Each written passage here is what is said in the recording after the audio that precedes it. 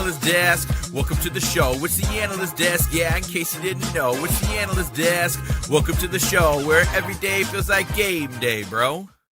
Hello, salutations, and welcome back to another episode of the Analyst Desk. You're gonna get sick of us at some point, but we're back. And Adam and I are both in comfy sweaters, so we're ready to walk in. Yes, we are. And talk about some exciting NHL playoff action. And the comment section is already buzzing. Well, Funfish, this isn't about the Jays, so you know what? The Jays, yes. Well, the Jays, I mean, Hoffman did Hoffman things. You can't hit 12 hits and only convert that into 2 runs. Funfish, first of all, thank you for where's the frickin' fridge? Yeah. It's in my kitchen. And it's only 2 of us because both Dan and Lane are under the weather. So let's all send them Benadryl so they feel better.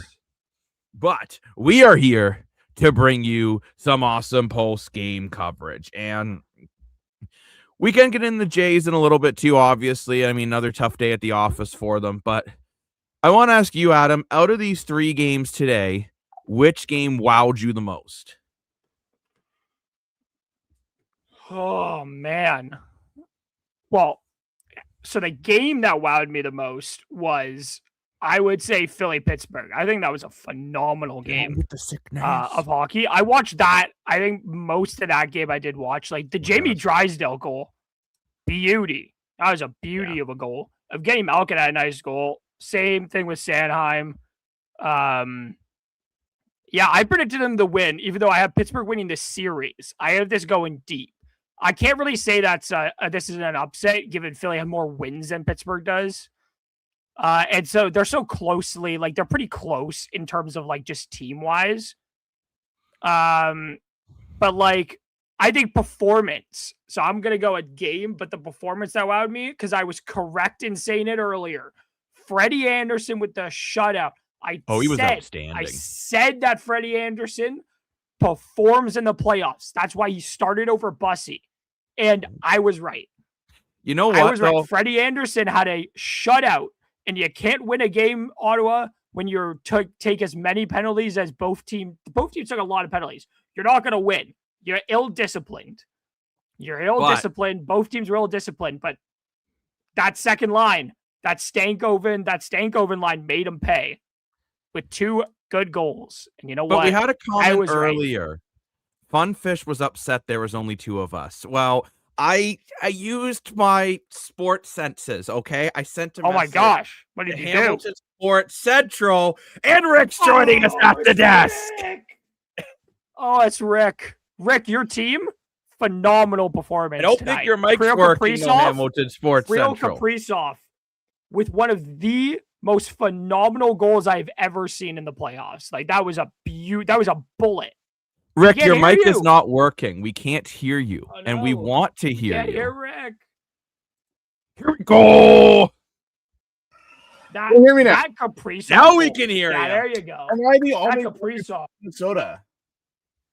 Hey, I said Minnesota was beating Dallas in this series. And I said I don't know if Dallas can keep with Minnesota. Hey, earlier I said I wouldn't be surprised if Minnesota won this series. I also wouldn't be surprised. That's why I chose Dallas, but I wouldn't be surprised if Minnesota won this series. I didn't expect it. I did expect it to be 6-1. That is crazy.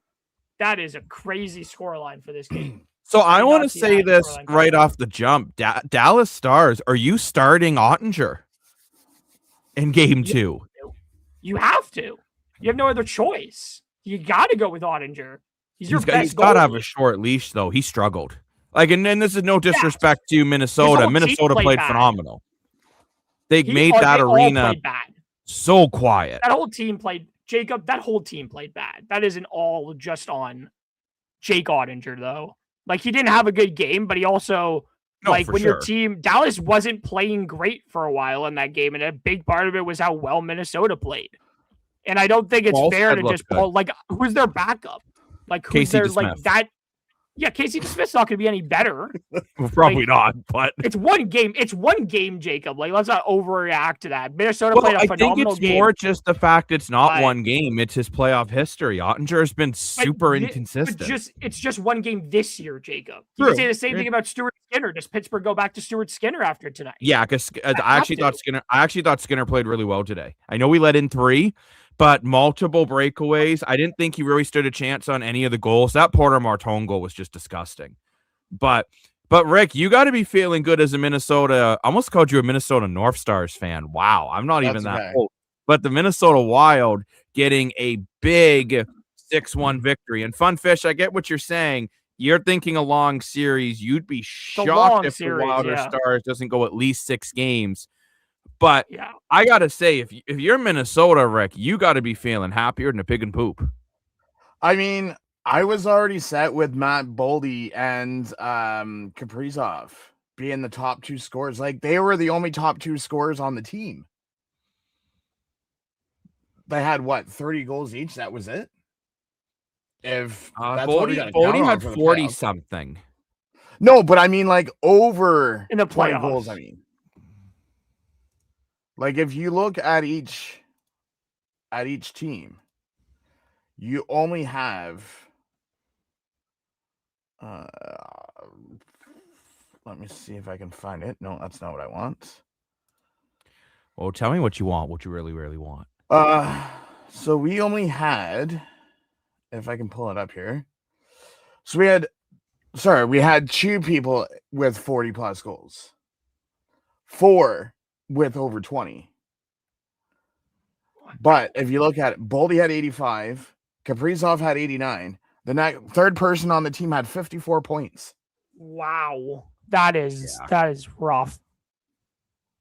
But hey, I wouldn't know. I didn't watch the game, David. I also don't care about Ottawa, so you know. That's the other thing. And they lost, so.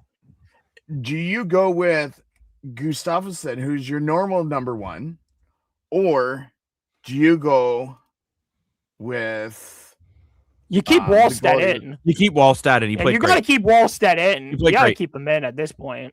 I thought Wallstedt looked really comfortable. Even the 1 goal we let in, some people are arguing that was a weak goal. I thought that was just a really nice backhand by Robertson.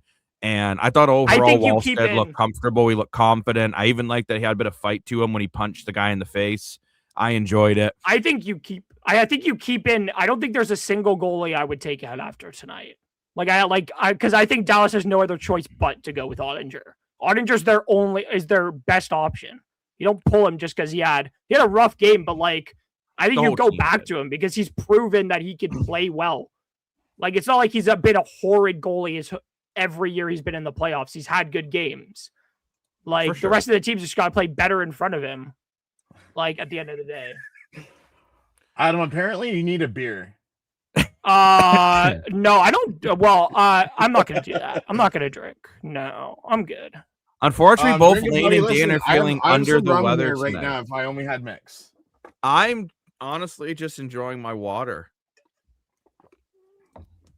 Heck, nothing to lose at this point, up by 1. Yeah, it's only 1 game. I do agree with that. But I think I'm not saying I wouldn't go back to Ottinger, but Ottinger's, you got to be feeling a bit like last year all over again. Would you feel confident in Casey DeSmith, though? Would you feel confident in Casey DeSmith at this point? Oh, Would no. you feel confident going to him as well? No, exactly. So you stay with the goalie who's stay with him for now, but if he does this in game 2, then you absolutely have to go to Casey DeSmith for game 3. You don't have to go to Casey DeSmith. Yes, you don't have to. No, you don't. You cannot keep Ottinger looked terrible today. I'm not putting in Casey DeSmith. I'm not putting Casey DeSmith in unless he gives up 8+ goals in a game. I'm not even. Okay, we know Adam's limit. You let in 7, you're feeling like you're in heaven. You let in 8, you get the game. Crazy.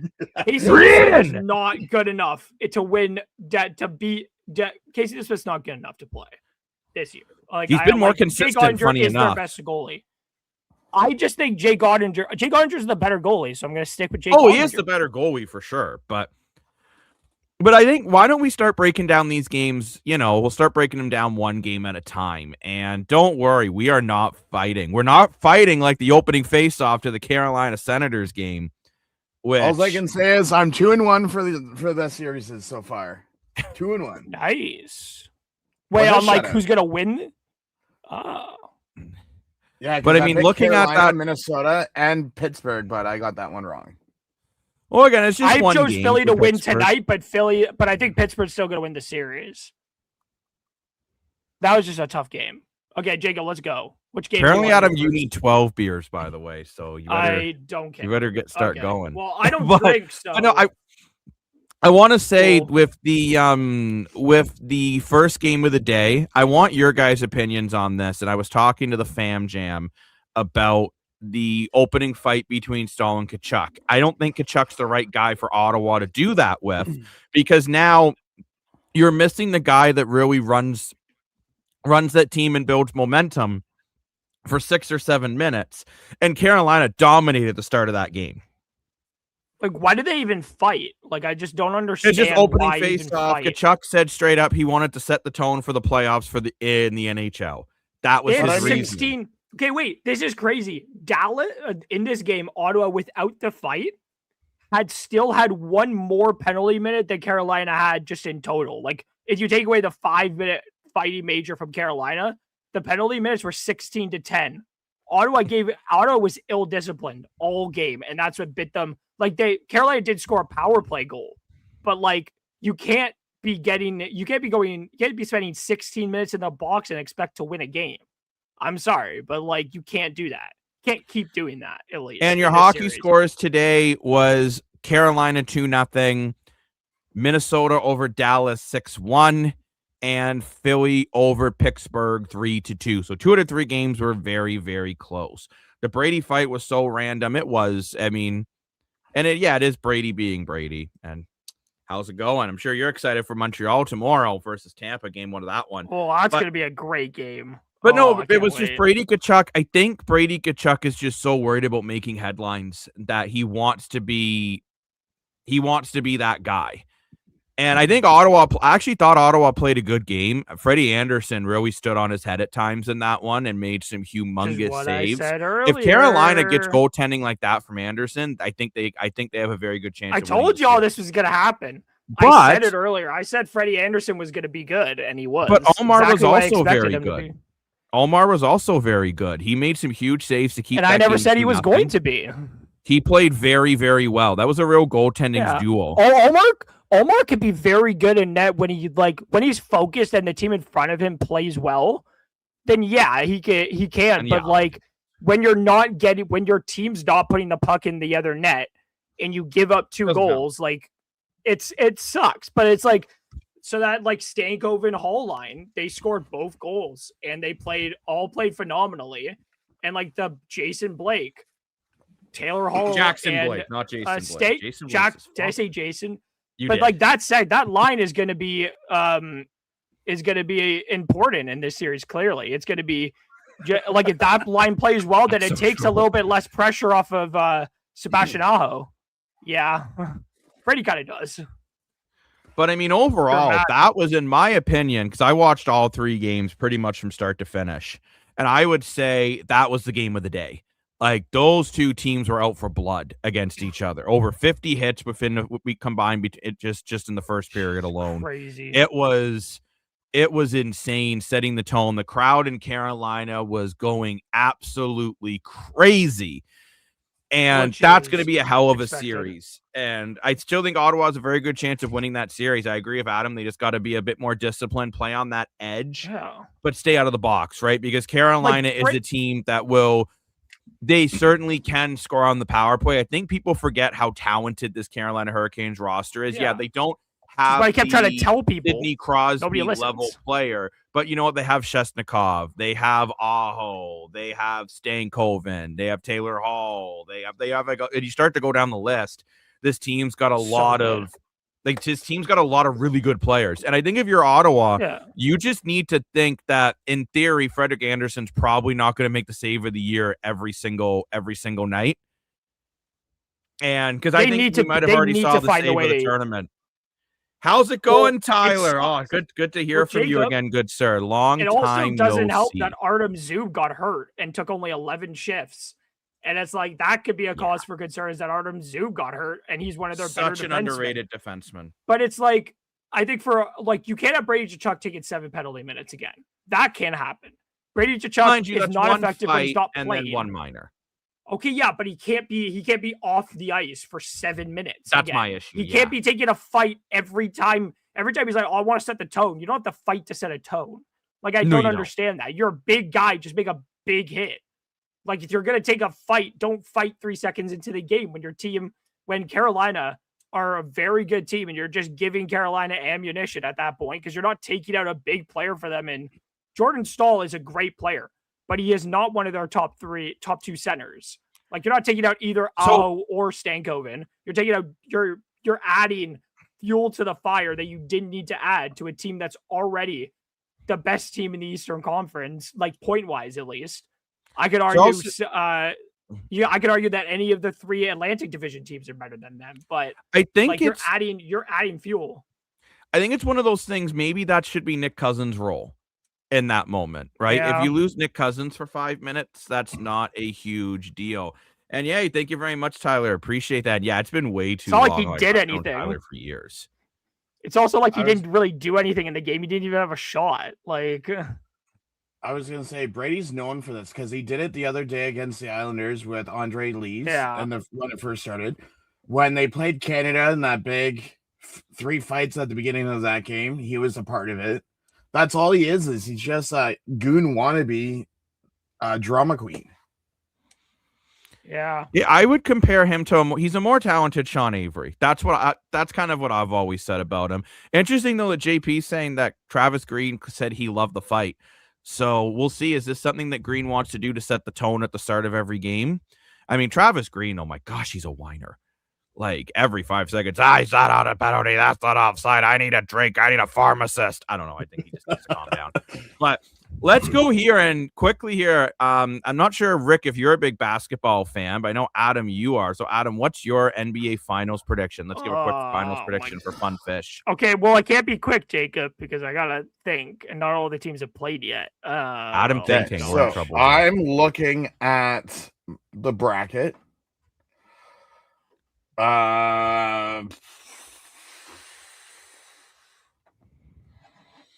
This is actually really hard to do. You know what's interesting? Just looking at the bracket alone, remember how everyone said that it's going to be interesting to see Dallas or Minnesota out the first round? Just think Harden or James will be out the first round of the NBA playoffs. Yeah, it's a good possibility. I mean, it's not a possibility. It is going to happen. James Harden plays for Cleveland now. James Harden's on Cleveland. Why did I think he was on the Lakers or on the Rockets? Goes to show he used to be on the Rockets. He's been that was like 4 teams taking the Thunder versus the Pistons. I would love to see Detroit get back in there. Okay, I'm not going to do 1 team per conference because I don't want to. But the 2 teams I think, because I don't know who's going to get out between these 2, it's going to be Spurs or OKC, because I think that's going to be the Western Conference Final. And then I think that it will be between. I'm going to say it's going to be between Pistons or the Knicks, because the Celtics are good, but I don't think the Celtics are going to make the finals this year. I'll go Pistons. Pistons are Knicks on the East. Spurs or Thunder on the Western side. We have someone who does not like the NBA in the chat. Good for you, JK. I'm not a big NBA fan either, but I wouldn't say it sucks. Although the Raptors basically had one bad quarter today, which cost them. Back to comments. Fun Fish is saying Sens seem more focused on gooning it than playing as a team. I actually think that's pretty fair. I think that's a fair assessment, Fun Fish. Well, it shouldn't be still happening because last year they were shell-shocked the first 3 games, it felt like. Now they know what the playoffs are about after playing a whole series, and it seems that they think that it's going to all be about intimidating your opponent, which is like crazy that they think that that's the way they're going to win this series. OKC for another NBA Finals prediction. Yeah, Tyler, I could totally see OKC very going back again. When you got SGA, Celtics and Pistons can't play for the NBA title, Fun Fish, because those. How's it going, that would be the Eastern Conference Final. Sorry, Fun Fish, I messed up what you were saying. That would be an Not awesome bad. matchup, though. Yes, absolutely. That would be a fun matchup. But I think that's pretty much all we need to say about the Senators-Carolina game. I think it just came down to Carolina was focused on a team game. Ottawa was focused on, I think, just beating people up. Not a team game. Celtics are going to be the champs this year. I mean, yeah, who knows? I think Boston's got a pretty good team this year again.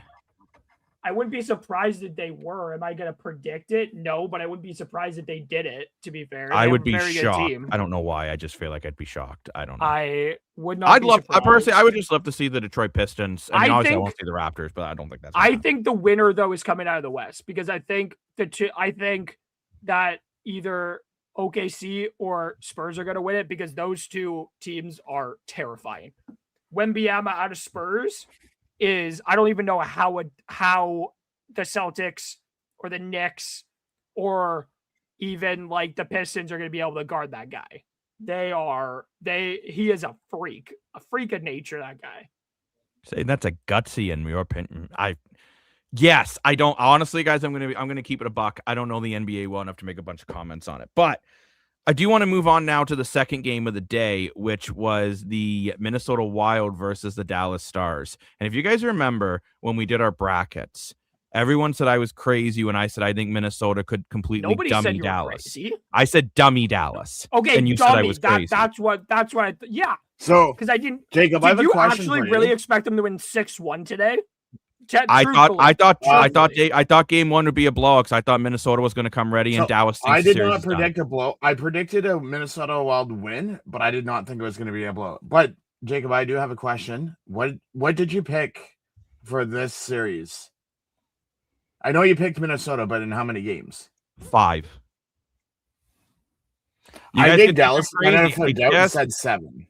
I look at what Minnesota has done, and not just at the deadline, but I mean in the offseason to now. They went and got Tarasenko. They went and got Bigger. Then they went and got Quinn Hughes. Wallstad's playing at a really elite level. They have St. Paul the Wall. Like, that is the best nickname for a goalie right now.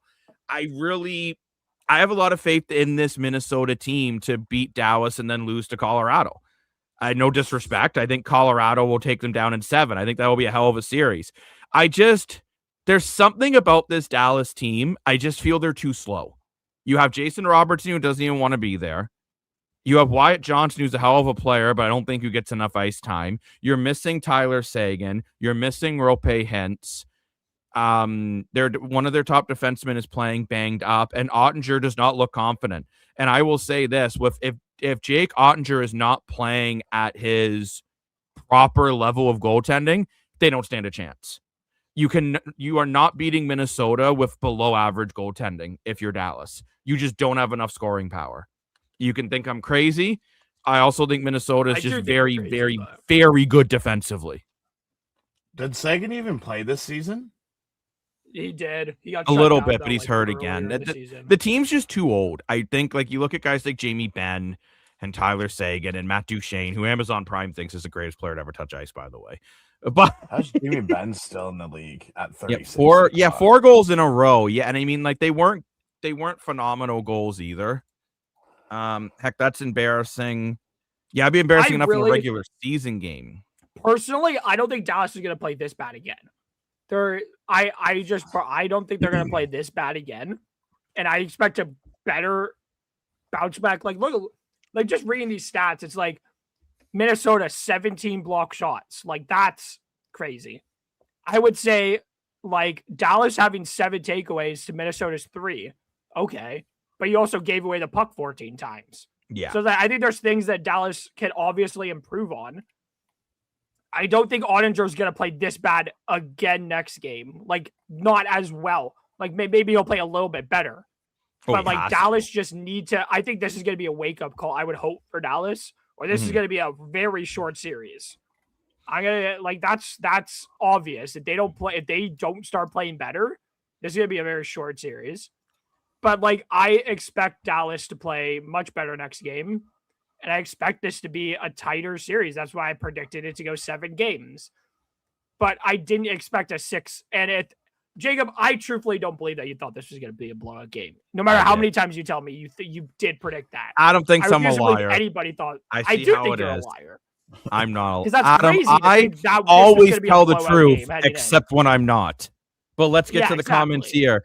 Johnny is saying excited to see how Montreal does, and we're gonna do preview shows tomorrow as well. So don't you worry, we're gonna have you covered. But Montreal Tampa, that's gonna be a hell of a series, man. Like I'm really looking forward. It's almost with this playoff format, it really sucks that you got Montreal Tampa first round. Jacob, I do want to point out to you that Dallas has lost 9 of their last 7 game 1 playoff series, like 9 of their last 11 game 1s at American Airlines Center. So they are not particularly great. And it's been, so they've marked, so this is the 9th time they're in their last 11 playoff series that they've lost game 1 in front of their fans. They've ended up falling in the open. That's so confusing the way I just read that. But they've lost 9 of their last 11 game 1s in front of their home fans. Yeah, sorry. I just said that really confusingly. Oh, good. But they suck in front of their own fans in game 1, basically. They do. They've struggled. So, I mean, this last doesn't year mean they're going to suck the rest of this series. But and very similarly, last year against Colorado, it was the same result. It was a 6-1 or a 5-1 win for Colorado over Dallas, and Dallas did win the series. But a question here in the comments: are the Stars just a slightly better version of the Leafs, not built to go all the way? Honestly, that's not a terrible assessment. Toronto goes out in the 2nd round. Dallas goes out in the 3rd. What's your thoughts on that, Rick? Dallas is just an older version of the Leafs. Not slightly better. I mean, you gotta have at least one team that just makes it in. Well, I shouldn't really say Dallas. There's always that one team that does well in the season, but does crap in the playoffs. Which, funny enough, for a while was Colorado until they got their recent cup. Colorado was in a very similar situation, and now it seems to be Dallas. Fun Fish is saying Stars and Leafs in the same sentence is laughable. Hey, wait. So I mean no offense by saying this, Rick. I do mean no offense, but we're going to talk about a team that's similar to the Leafs. When's the last time Minnesota haven't won a first-round playoff series in nearly a decade? We're going to talk about teams that are similar to the Leafs.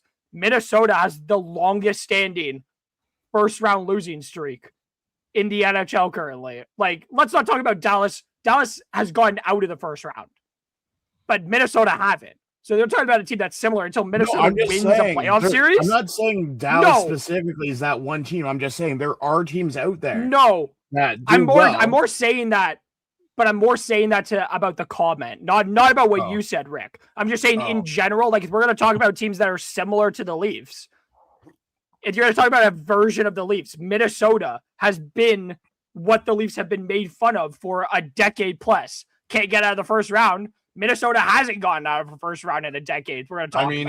if you're so I'm just saying, like Dallas has gone out of the first round. They got to a cup final 6 years ago. But like that, I'm just saying, like if we're gonna say that, then yeah, like that. Okay, so I will bounce back and say, when was the last time Phoenix ever made the past the first round? I don't even know. Mike Smith. That's back to Mike Smith era. 2010-11. Oh no, 11-12 when they beat either 10 or 11 or 11-12 when they beat oh my god, who was it that they beat? It was Detroit. They knocked off Detroit in the first round or something like that. And then they ended up going to the Western Conference Final because they beat Chicago. Mike Smith backstopped them to like a 5 Man, I miss Mike Smith. Series win over Chicago. And then got knocked off by the Kings, who ended up winning the cup, I think. If it was 11-12, that would be the year, if I'm not mistaken. You are correct, Adam. And I will say, man, Mike Smith, what a goalie he was. I miss him. He was phenomenal. He's still alive. Like, he's not like dead. I don't miss him like that. But like, I miss him in the NHL.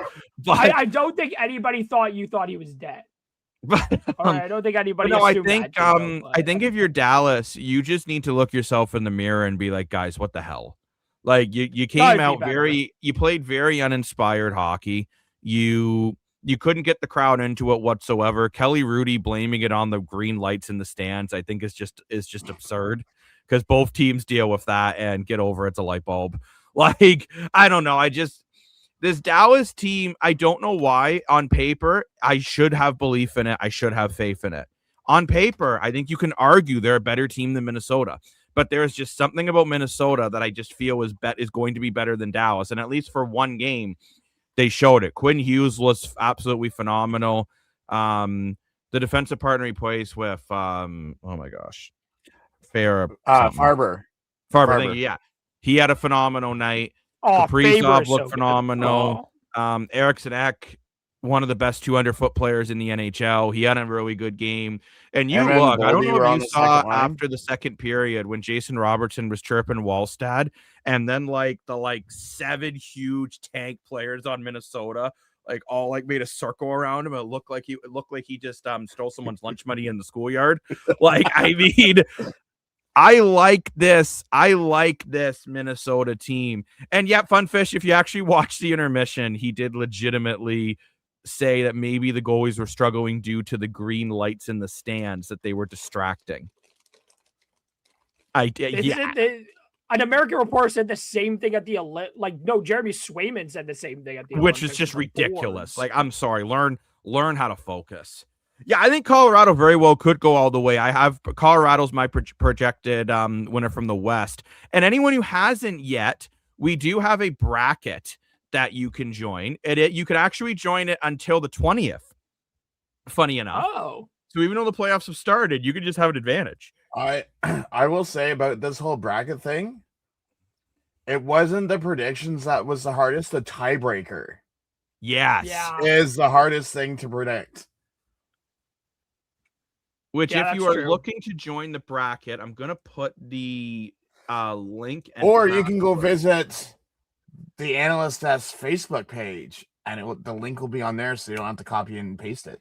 Which is even easier. That's true. But it's now in the comments section for anyone who does want to join. But obviously, head over to our social media. The password is the desk, and the link is in there. And again, it's also on our social media. Also, you still have until the 20th to join the bracket. One last thing, you have to create an account before you join. I figured that out the hard way yesterday when I was trying to do it. Dallas' main issue, in my opinion, is the pace of play. Even they're better. Yeah, I would totally agree with you there. I think they're just older and slower. And I think Minnesota, they're a faster team than I realized that they were even watching them today. That Minnesota team's got some speed. Kaprizov's a hell of a player when he's on. Rick, are you disagreeing with me? No, I'm just reading a comment about a different sport, and it's just like, oh my God, buddy, what are you thinking? Nah. That's all I gotta say. I don't want to ruin it, but yeah.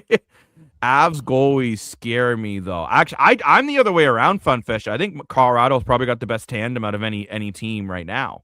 You got 2 goalies that would be a starter on almost any other team, besides maybe Minnesota, because they also have 2 number 1 goalies. Yeah, but I mean, at this point, season doesn't mean anything. Wedgwood and Blackwood. That's true.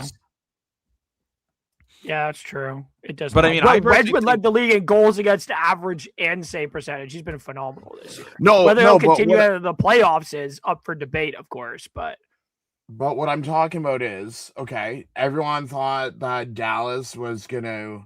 I know it's only one game, but Dallas was gonna come out and play well against Minnesota because we finished below them in the standings, and the third team beat the second seed. Anyone can beat anyone at any night of the week. So I mean, 2 out of 3 games were technically upsets today, because Minnesota beating Dallas is technically an upset, and so was Philadelphia beating the Pittsburgh Penguins. 3 out of 4. So I do want to talk about that game a bit more. I don't know if you guys agree or disagree with me, but I thought Pittsburgh looked very tentative today. And by the time they turned up the heat, I think it was just too little, too late. I thought Stuart Skinner did a good job keeping the players. I think a lot of their players are very experienced. Like, they had a lot of the puck in the first period, but they just couldn't. Philly's defense was just playing phenomenally. Yeah. And they just didn't let Pittsburgh get many shots off on their goalie. And I do think Pittsburgh will turn it up quicker next game. Like I'm very sure they'll be like ready to go right away. Because that team is too good and too experienced. A lot of experience on that in the group to not be ready to go next game right away and turn up the heat right away. And yeah, I don't think Crosby, I don't think Malkin, I don't think Erik Karlsson, and I don't think Chris Letang, and I don't think Muse, their coach, is gonna take this effort again. Like, it's just not good enough. Again, no. I love afternoon hockey games. Afternoon hockey games. I'm in the middle on them because it's like I kind of would rather be still watching hockey right now, to be honest. So as much as I love coming on here, would have liked to be coming off you guys at 2 Well, you can do that tomorrow night. There's 4 games. Jacob, tomorrow. you're going to be tomorrow night. Tomorrow night's like true. 4 games, and there's the last game's on at 10. So don't go complaining when tomorrow is going to be the complete opposite. What I'd like to mention is, was it really Pittsburgh that was playing, or was it really Nashville? Because those jerseys look like freaking Nashville Predator jerseys. Oh, just wanted to point that out. The sea of mustard, as I like to say, with all their towels. Yeah. But Connor, interesting enough, Adam was talking about this exact point earlier, how Dallas never seems to play well game 1 at home. So we'll see what game 2's like for the Dallas Stars. Dallas, like Pittsburgh, I think desperately have to win game 2. But I think if you're Pittsburgh, you can take some positives. I thought Stuart Skinner, yes, I know statistically the game wasn't good, but I thought Stuart Skinner played well. Like I did, there was no goals he let in that I was just like, oh, good Lord. Kind of deal, right? Like I felt he made saves that I thought he made quite a few breakaway saves, and the 3 goals that he let in, one was a deflection, one was a beautiful goal by Sanheim, and the other one was a beautiful goal by Porter Martone, who I think might be the Matthew Schaefer of next year for rookies. Like this kid's insane. Dan, unfortunately, is not feeling well, so he wanted to come on, guys, but he's a little under the weather. So send him good vibes. And you know what? We've just replaced Dan with Rick. Rick is Dan and Lane today. So that means, Rick, you got to say that Sean Avery's going to the Hall of Fame and start yelling about Darren Radish, and then we're set. I'm kidding. I love both Dan and Lane. They're awesome. But we got CFL in the chat. Let's go. Did you hear that Chad Kelly's goal is to get back into the NFL still? I did, and I'm just gonna say this. Chad, get over it. You're not an NFL. You're not going to the NFL. Even Jim Barker said that he wasn't NFL material. And he's just not going there. Yeah. Like, whether it's his play on the field, his issues off the field, his attitude, whatever you want to say it is, he's not going to the NFL. And I think the sooner he accepts that and just focuses on trying to become the best Canadian Football League quarterback he can be. And I'm just going to say it. I don't care if no one in the Argo organization is saying this or not. Nick Arbuckle was breathing down his neck for that starting job again. So Kelly better be ready to go. I just wanted to mention a follow-up on something that I had mentioned in the chat the other day. Mm-hmm. So in order for a Joe to come back into the CFL, he has to complete his 8-game suspension, 2 preseasons plus 6 regular season games. He has to complete his counseling, and he has to be approved back into the league by the commissioner before he can even be signed again. Just I like was surprised, and Rick, maybe you can clarify on why. But Chad Kelly's suspension was 9 games, which is fair. I'm not complaining about the suspension.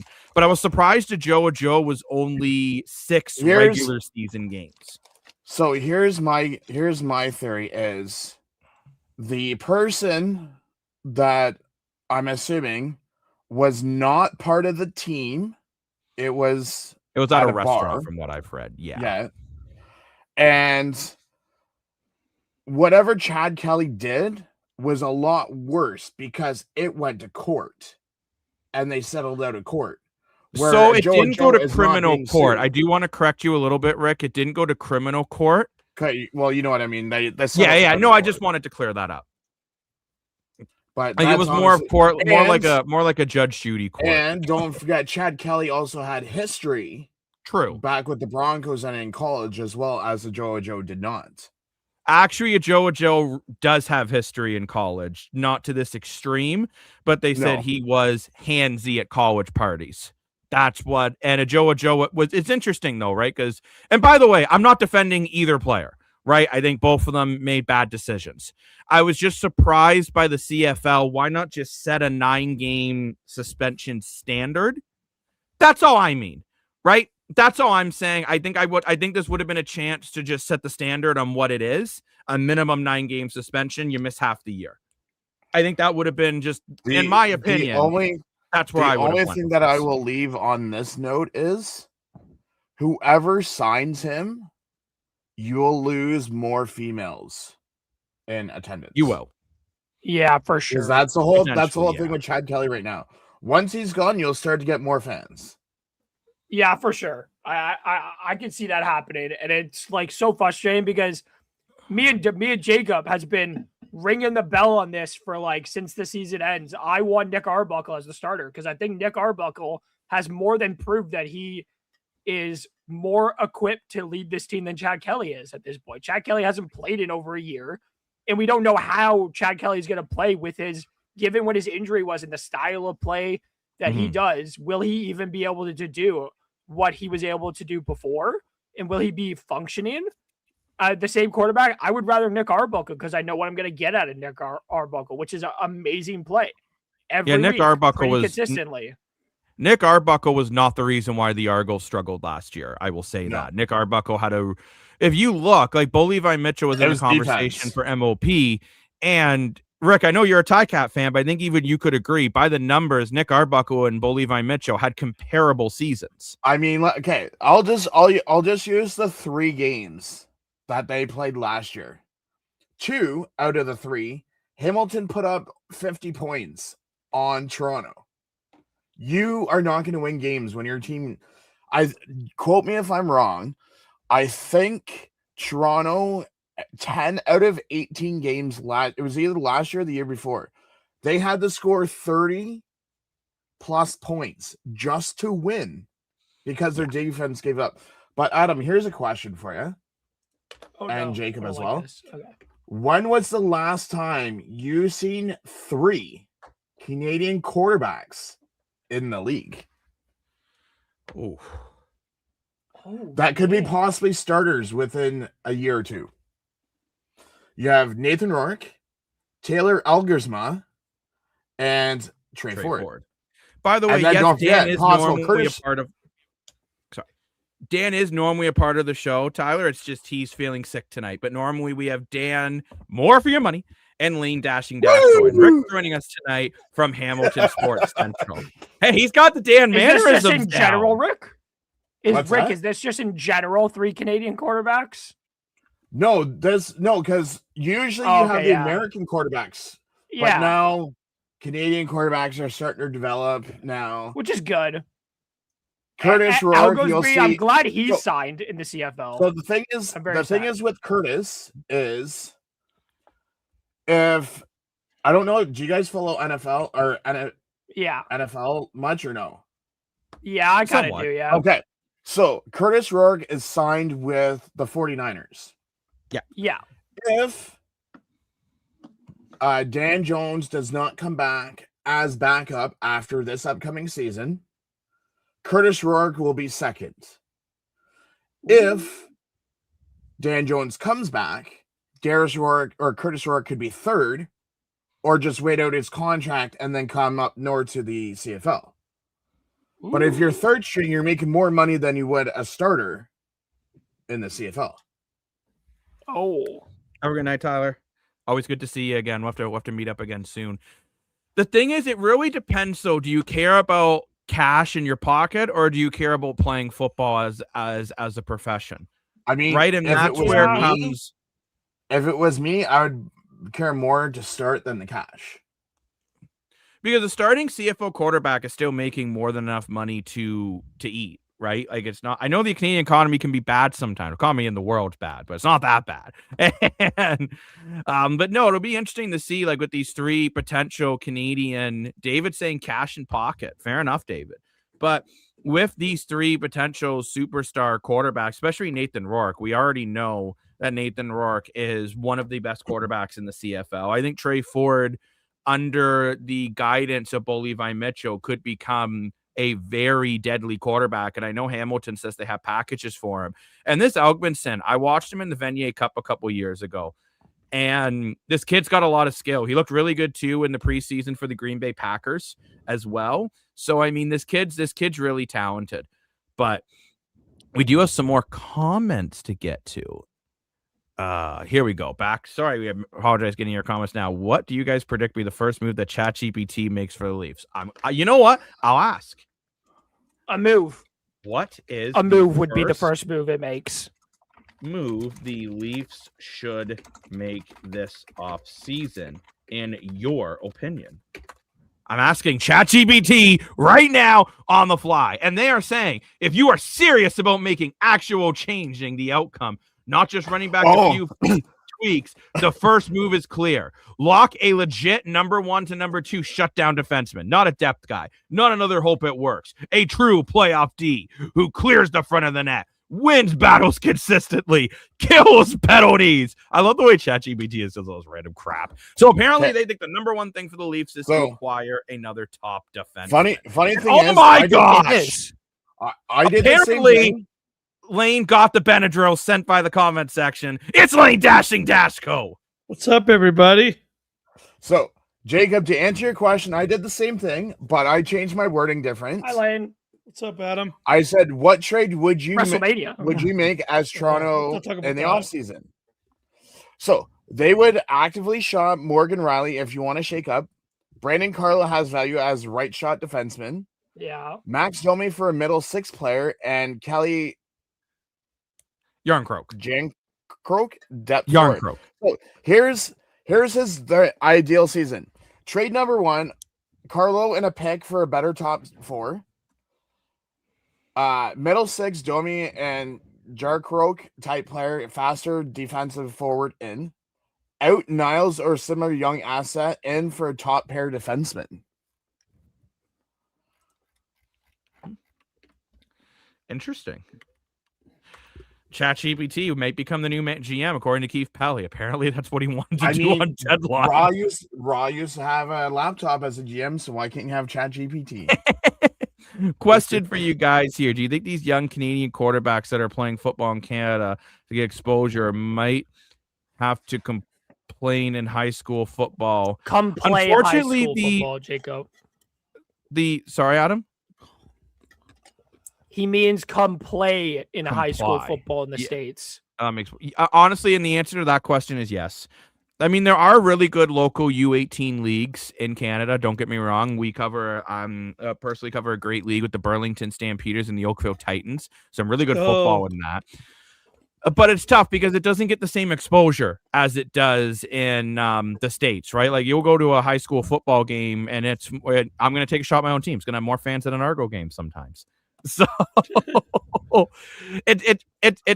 it's tough, right? But I mean, you do get guys like Trey Ford who played his entire career in Canada and has managed to get into the CFL. Just hasn't found that right opportunity yet. But that's an interesting one.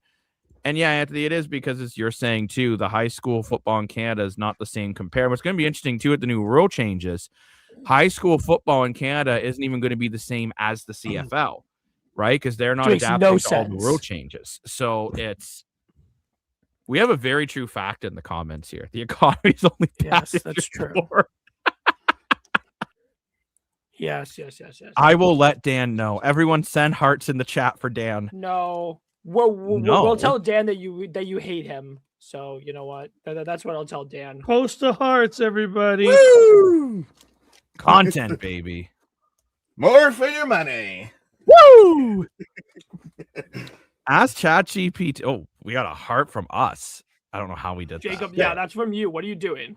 I don't know. Write up our own comment. Jake, I was going to say, if you go to the bottom one, I can explain it more. Go to the next one down. This one. So it's not that they're boycotting that he's playing QB. They're boycotting. It's more females boycotting the league and men because of what he did. And that's because they figure for something like that, he should not be in the league. He should be blacklisted from the league. And that's why there are fans that are boycotting the team and that will not come back and play or watch that team or them in the league until he's gone. It'll be interesting to see, though, if a Joe signs anywhere and what other fan bases are like when potentially if the shoe's on the other foot. I think the only thing for the Joe situation, and I'm not saying this is right, so don't anyone get mad at me, please. But the difference between Chad Kelly and Joe is Chad Kelly is a franchise quarterback, Joe is a middle grade wide receiver. I'm not being a jerk. I will honestly tell you, Jacob, that's what Dave Naylor was saying on the Sport Cage the other day, is the difference between getting a second chance is Chad Kelly's a franchise quarterback and Joe's a fifth string Canadian wide receiver who can be replaced by anyone. I mean, so can Chad Kelly. I'm not saying that to be a jerk, right? And I'm not even saying that's right or wrong. I'm just saying it is what it is kind of thing. It's kind of like if, let's say, you sell sofas, right? And the best sofa salesperson in the world is always late. No one will care because he or she sells the most sofas. And let's say Adam's sells these sofas. Adam, you're not good at sales. I'm sorry. You struggle. But you show up every day and you work hard. You'll be the one that gets in trouble if you're late, not the guy that. What are we talking about? I'm so confused. He's using it as a metaphor example, Adam. Okay, I'm so confused. Never do that again for me, Jacob. I would sell a lot of sofas. I would not sell a lot of sofas. I'd fall asleep on the sofa. Joe Chad Kelly thing using a metaphor of sofas. Yeah. I would fall asleep on the sofas. I would fall asleep on a sofa. Have you guys while trying to sell it? To buy a sofa now? I'm talking no, because I never bought a sofa. I'm talking more money than what I'll spend on all my vehicles that I own. I mean, it's almost like that for a bed too. Oh my god! Yeah, beds are crazy. Mattresses are pretty expensive. We love you too, Ontario Secret. I am literally just sleeping on a mattress. I'm not even sleeping I don't even have an actual bed frame. I'm just sleeping on the mattress and the hard part underneath the mattress. I don't know what that's called. And Christopher, I am just sleeping on my mattress. To get what you're saying, Christopher, I totally get Jacob. What you're saying. Once you've paid your penalty and your suspension, you're welcomed back into the league. However, doesn't mean you get accepted. Rick and other fans are coming from by saying, and Rick, I'm not saying you feel this way. I'm just saying your example. No. About some people will not want. It's kind of like, I'm just gonna say it's why I won't cheer for Vegas because of certain players they brought in. So it's a similar. I will bring this up because this happened to me the night of the last regular season game in Toronto. So for those that don't know, I was there due to a good friend of mine got me tickets to the box seats, the Argos box seat in ACC for the Raptors game. Ooh. Next, Chad Kelly came at halftime, went to go get a picture of him just because I'm a CFL guy. He didn't want to take a picture with me because I had Tycat merch on. The moment that I said that a buddy of mine has season tickets for me and that I support the team, he was all good. Stop getting your panties in a knot. Just be thankful that there's people out there that support the league in general, regardless of what colors that they wear. And stop putting on a PR show for the fans. Chris, I will say, Christopher, that yes, you get out of jail and yes, you get a second chance. That does not mean society is going to support you getting the second chance. That's the difference. Is that what Chad Kelly did was not, it was always going to be, the fact of the matter is, once that came out, it was always going to be the fact that women weren't going to be happy that he was a part of the team. That's just a fact of the matter. And a good example I always think of, and I just thought of it randomly, was there was a soccer player in England who committed something that was worse. He committed a worse crime, we'll say. I won't get into the details of it, but it was worse, and a lot of fans were in uproar about it. And, that's kind of just what ends up happening, just because he didn't go to jail, and he wasn't convicted of his crime. But he didn't go to jail for it. Nothing really came of it for him, but he wasn't going to be accepted any longer at the club. And that happens because, people aren't going to be happy when you do something that, like the situation that Chad Kelly was in. And it's just, at the end of the day, whether right or wrong, not everybody's going to be happy that Chad Kelly's there. And that's just the way things are going to be. And to be honest, whether Chad Kelly likes it or not, he put himself in that situation. He put the team in that situation. I mean, and there are some people that are absolutely thrilled that he's back on the team. It's one of those, like Dan. Yeah, I mean, yeah, it's just. I mean, he's making $600,000, so I doubt he cares. Yeah, no, he doesn't. To answer your question here, Anthony, unfortunately, the largest CFL stadium would only be around mid-30s, low to mid-30s. So you would never see this many people at a.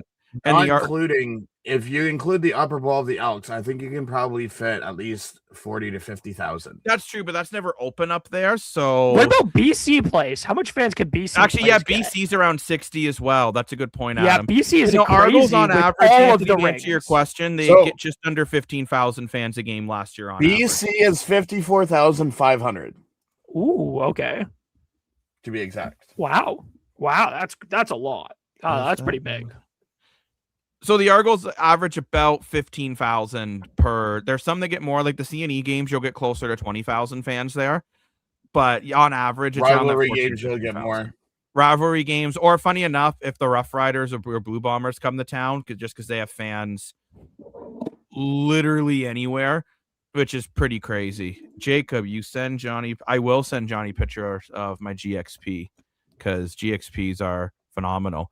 And yeah, actually, Anthony, it's very similar to the Michael Vick situation. Some people were fine with him coming back, some people weren't. That's actually a great example.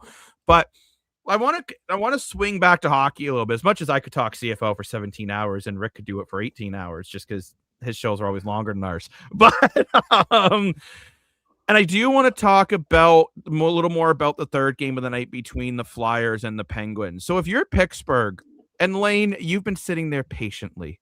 I'm proud of you. Because he's been patiently waiting for a truck to explode on. What do you think Pittsburgh needs to do moving forward for game 2 after game 1? How bad was the game tonight? It was 3-2. Philly won. It was close. Well, Pittsburgh certainly did not get. I don't even think they got 20 shots on net. They got 17. It was a bit brutal. It's going to be hard, right? Because they're an older team, but here's what I will say, and I wanted to say this about a lot of the people freaking out, because I saw my Ottawa Senators friend freaking out today. I see Pittsburgh fans freaking out. Listen, everyone, just chill. It's game 1. The away team, I don't know what it is, but I swear, the away team on game 1. Why so serious? Why get mad? Right, Dale? Yeah. Why get mad? Well, not even that, but if you statistically look at game 1 for the away team, it's like 87% of the time the home team wins. Like, it's crazy how much a home team wins on the first game, because that's like the playoffs are set in a way for the home team to win. Like, you know what I mean? You know what I'm saying? Like, in a traditional way, if you think about it, the way they make it seem is that home wins 1 and 2, away wins their 2 games, then you go back and forth, and then game 7, the home team should win. That's the way every playoff series is devised out of a best of 7. That doesn't always happen, but that's the way it's set up to happen, so that you get your home crowd, behind you, you get the win, and you move on to the next game. And right now, in game 1, statistically, the home team almost always wins, because that's like the set toner. Game 2, sometimes that's when you start seeing like the series flip, or games 3 and 4, games 5 and 6. So this is when the series gets really dangerous. So for all these people kind of freaking out right now, saying like, "Oh, it's game 1, our playoffs is over," I just don't agree with that. Like, especially for the Ottawa Senators. Like, I know some people are freaking out, but like, I actually don't think they played that bad today. Oh, they played great today. They had a one call that went against them. The refs were a little against them today, but I mean, it was a 2-0 game. If you're Dallas, if there's any franchise where I'm like freaking out and hitting the panic button a little bit, like I'm screaming into my microphone, it's a Dallas Star fan, because you had that home ice and you got absolutely wrecked today. It wasn't close. Like, what, 6-1 Minnesota? Like, come on, bro. So late. I do want to go back. I do want to point out that the Leafs lost game 1 of the year they beat the Lightning 7-2 and got shellacked that game. Like, that game wasn't close after the first period. True. And then the Leafs went on to beat them 7-3, win 3 straight games, and end up winning in 6. I do want to point that out. Like, I don't think that's how badly the series is going to flip in Dallas's favor, But I do want to say, like, it's not over yet, but it is relatively concerning the way they played today. That's all I just wanted to say. You can interesting go, Wade, comments. There was stuff you wanted to say more. No, Sorry. I was just saying, like all these franchises. I get I get you want to win your first game. I get the playoffs are exciting and stressful. And if I was a Leafs fan and they lost today, and I was in that shoe, probably be upset. But you are the road team. You're not supposed to win. That'd be Lane if it was the Leafs. Literally. Oh no, if I was Leafs, I'd be breaking things. But all I'll say is, what I don't think it's as bad as some people are making it out to be. I think you're going to be okay. My money, if I'm freaking out, I'm Dallas, because Dallas, that series is going to be hard. That series, we all talked here on our prediction video of how tough that series is going to be, and you're already kind of getting blown at the doors early. That's not a good sign for the Stars. Can they rebound? Of course they can. Maybe I'm crazy, but you just met me, so call me maybe. Anyways, I'd be worried if both Ottawa and Pittsburgh lose game. I don't see if any of the team goes down 2-0, you're in trouble. Any of the home teams. Interesting comments here though about some statistics here. And then, Lane, I'm curious why you disagree, but let's get these comments first. Statistics for the away team first rounds below 15%. When it comes to winning game one, it's always the home team that wins. The road team never wins. It's rare. However, we have another comment that this is very interesting. All those stats are factoring 1 versus 16/1 versus 8 formats. Now it's a different beast altogether. And I do agree the playoff format drastically changes things, because let's be honest, we wouldn't be seeing Minnesota and Dallas playing in the first round if it was a 1v8 format, correct? So it's one of those things. But Lane, why do you disagree with me that if you think any of these home teams go down 2-0, you wouldn't be concerned? Rick's heard me say it. Pretty sure Adam's heard me say it. You've heard me say it. Dan's heard me say it. Anyone that watches a OJHL broadcast from the Brilliant Cougars has heard me say it. And I'll say it again for everyone watching. You're not in trouble till you lose at home. I don't care what anyone says. You're not in trouble till you lose a home game. So then do you feel right now then Dallas and Pittsburgh are both in trouble? Well, Pittsburgh wasn't a home game. Yes, it was. Yeah, it was. Was it? Yeah, so was Dallas. Okay, so it's hard to tell with all the mustard jerseys. I agree with Rick. It looks like we're in Smashville. I thought it was Philly. My bad. When I looked at it, Lane. So yeah, then Lane. I forgive you.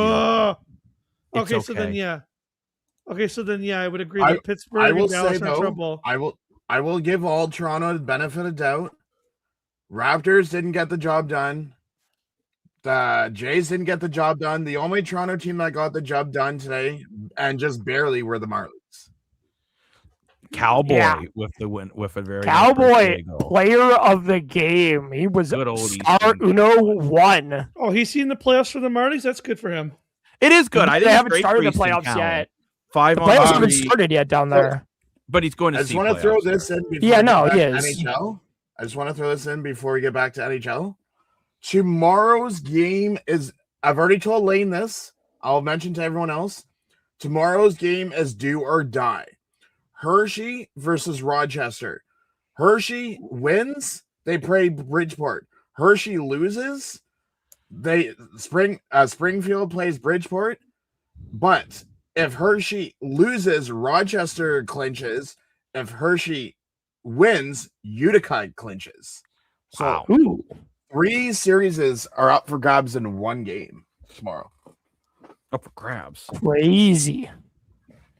David, I do agree with you on this comment. That 5-on-3 glove save by Ullmark. Oh, I like jumped out of my seat. It was highway robbery. I thought Ullmark, the 2 goals were kind of weird that he let in, but I thought overall we played well. And I think with Ottawa, I think if Ullmark can continue to play like that, I think Ottawa's got a good chance. Because no disrespect to Freddie Anderson, he put a hell of a game today.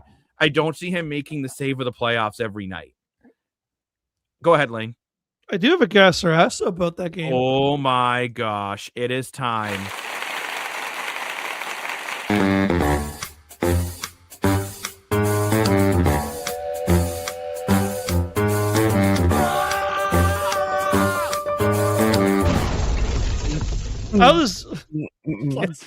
Rick, I love your dance.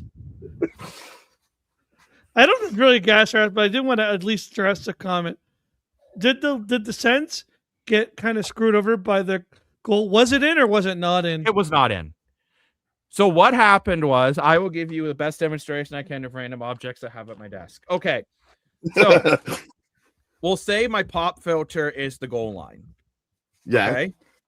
The puck's coming. Anderson bats it with his glove before it hits the goal line. So his glove's like this, bats it, and then catches it. It never actually completely crosses the line. When you watch the overhead view, it's close. And to be honest, I was surprised that they called it no goal because they called it goal on the ice until I saw the overhead. And I'm like, yeah, it's not a goal. Anderson made the save of the playoffs in game 1 of day 1 of the playoffs. Which is just crazy. In game 1. If this is In like game 1, period, whatever. I think it was the third. It was I could not believe it. Because if that puck goes in, that's potentially a different game. And then Rob Tkachuk, like 20 seconds later again. So I thought Steady Freddy played incredible. It's just funny because if we go back, I don't even know how long ago, maybe even 5 or 6 years ago, you can't even challenge that. It wasn't that long ago where they actually started allowing teams to challenge goals like that. But it's crazy which I think you should be able. Which actually, 100%. That wasn't challenged. That was every goal is automatic reviewed. It's just some reviews take 2.7 seconds. That one took a bit. It's kind of like in football, every scoring play is automatically reviewed. Same thing in hockey there. But no, I think Ottawa's not in terrible shape. I think Ottawa, they are probably feeling the best about their loss because number 1, it was in Carolina. Number 2, you played pretty well. Number 3, you just clean up some of the penalty trouble. And, if you want to send a message with a fight in the first 5 seconds, maybe use Nick Cousins instead of Brady Tkachuk. I say he's Ottawa's 3rd best player on the team because I say it's Stützle, then Sanderson, then Tkachuk. I think Sanders is so underrated. But I think for Ottawa, they just need to clean up a couple little things. But overall, I would not say that puck was in the net personally. We have some more comments, and then I want to hear what you guys think about that goal. I noticed this with the Pittsburgh goalie. He has the same weakness as Bob, where if you shoot directly above the right shoulder under the post, you can beat him every time. Stuart Skinner is a weird goalie for a lot of people because he can play really well, but then some of the goals he lets in, you're kind of like, ugh. But I honestly thought Stuart Skinner was not the reason why Pittsburgh lost today. I thought Skinner played pretty damn good. Laval's best 2 defense are extras on the Habs right now. Yeah, very true. Because, good old Laval, the AHL affiliate for the Montreal Canadiens. Brady is a terrific player, but he's not the sharpest tool in the shed. I think that's pretty accurate about Brady. He thinks he's a piece of bread? What? I don't say that again, Adam. Oh, he's eating a cookie. Where's my cookie? Where's Rick's cookie? Nom nom nom nom nom. Where's Lane's cookie? Oh, cookie. What do you think? What do you think about that goal, Rick? Or did you not see it? To be honest, I was in the middle of watching my future AHL Bridgeport win today and a do or die game. So I actually saw the game in the highlights. I honestly the way that Sportsnet showed it. It was kind of past the goal line, but I mean, that's fair. I just thought I guess Sportsnet did they show the overhead view in the highlight pack? No, they showed kind of if this is the net, they showed it from this side angle. Yeah, you needed the overhead to really see it. Okay. But my opinion on it is, if there's no proof that the puck fully crossed the line, it's no goal. End of story. If you don't have literal proof, you don't see the puck go fully over the line, it's no goal. It's as easy as that. It's as simple as that. That is, unless you have exact proof that it went over the line, it's no goal. You can't call can't call it a good goal. If you don't see it cross the line, you can't call it a good goal. Now remember though, it was called a goal on. It was called a goal on the ice. That's the only thing. Okay, yeah, right? But if there's no proof to overturn it, but if you have no proof, if you don't see the puck cross the line, or you have no proof that it hadn't crossed the line, then you either keep the decision on the ice or it's no goal. Why can't we just put a sensor in the puck like the way they do in the NFL? They tried to. I told you that, Jacob. They can't do it. Jacob. Well, We've try already talked harder. about this.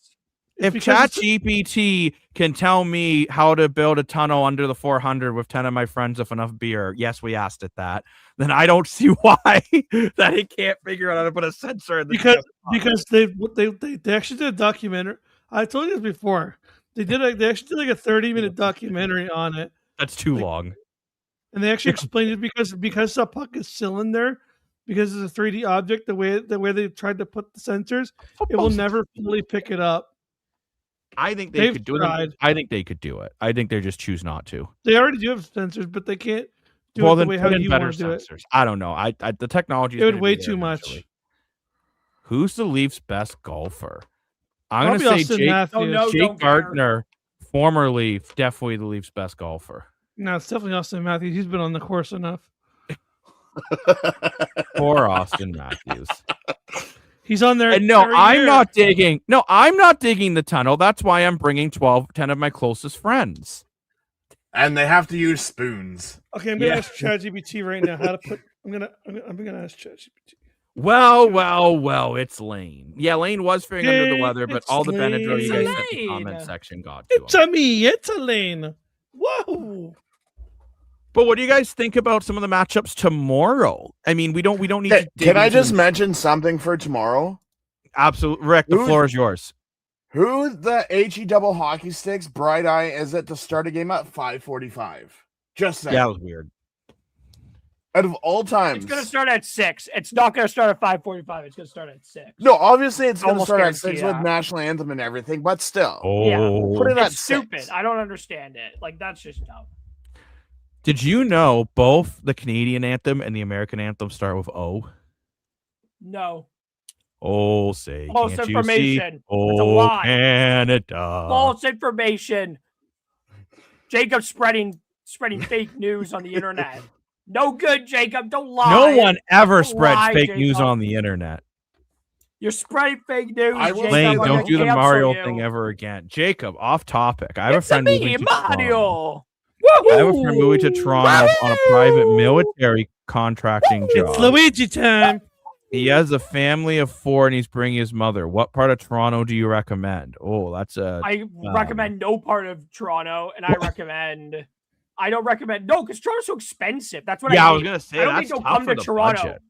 Toronto is really expensive, so unless your buddy's got like, well, a private military contracting job probably makes you a lot of money. To be fair, probably like right outside of Toronto, maybe like Mississauga, maybe just like Or Vaughan. one of the places. Not Vaughan, like right I outside. love Vaughan. Either end of Toronto, right outside of it. Like, don't live in downtown, of course, but live maybe on the outside, so you can it's better you can travel in better. But Okay, Yeah. Jacob, start writing this Long down. Here's answer. all the things you need to put a sensor in the puck. oh my my God. god. Here you go. Okay, Start writing. Wow. I have a book. Here you go. Here's what you need. Start writing them down. You need an MCU radio, a tiny NFR.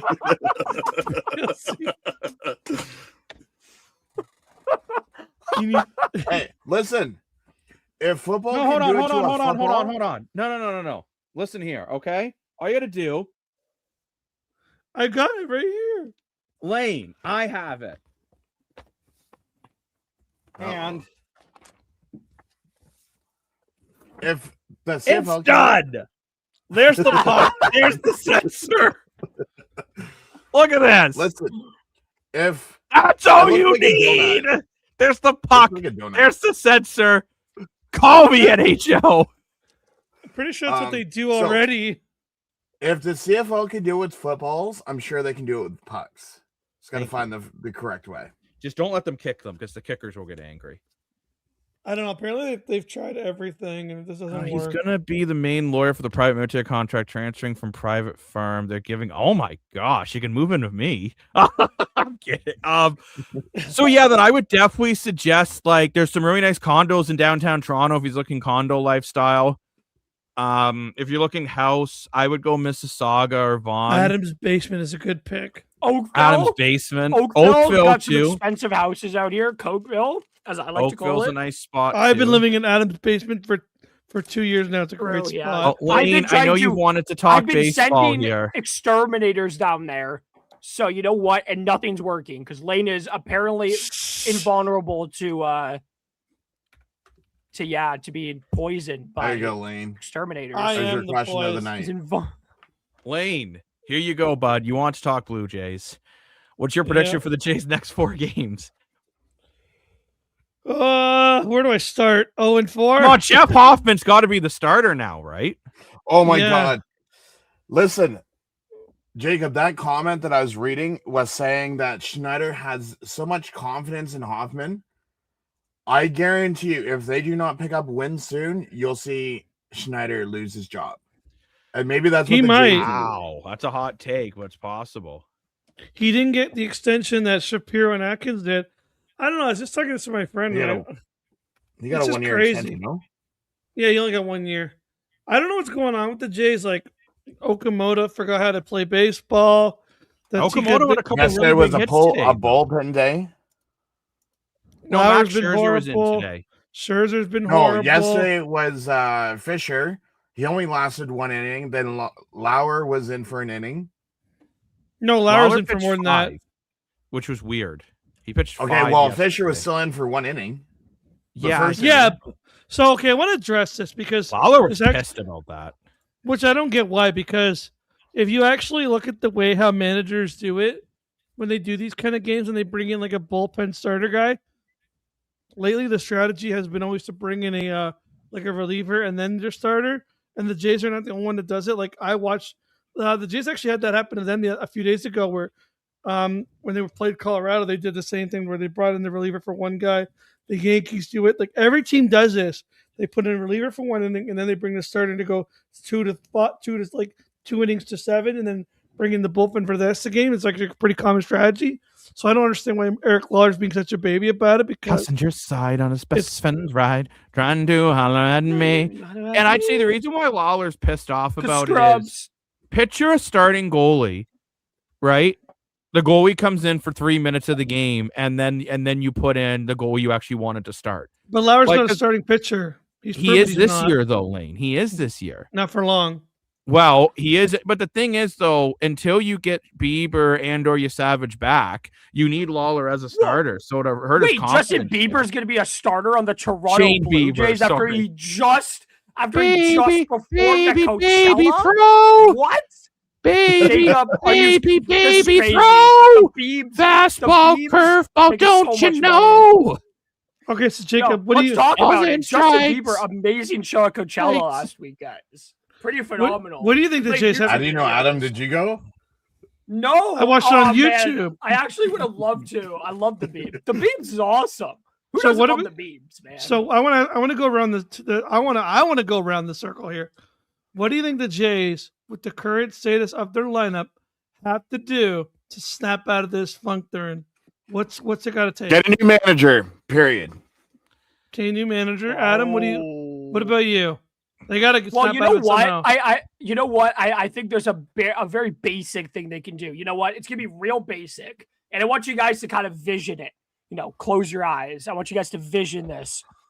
You know, you gotta get the ball thrown to you, and then you gotta hit the ball. You gotta hit it out of the yard, and you gotta score runs. Oh, okay, I'm gonna That's add my one more really thing. simple I'm gonna add solution. one more Can thing. I to open mine. my eyes yet? Yes, Mine you is can, manager Lane. Oh, and get a thank damn God. closer. Because Hoffman is not a Oh, closer. yes. Okay, Yes. can Jacob, I'm going to give a little more to this, and Adam, I agree with you partially, but not fully. I think the problem oh my is God, they're what do you trying mean, Jacob? You got to hit the ball to get in players Yes, to run. but I think you they're know? trying to hit dingers every swing, and that's the problem.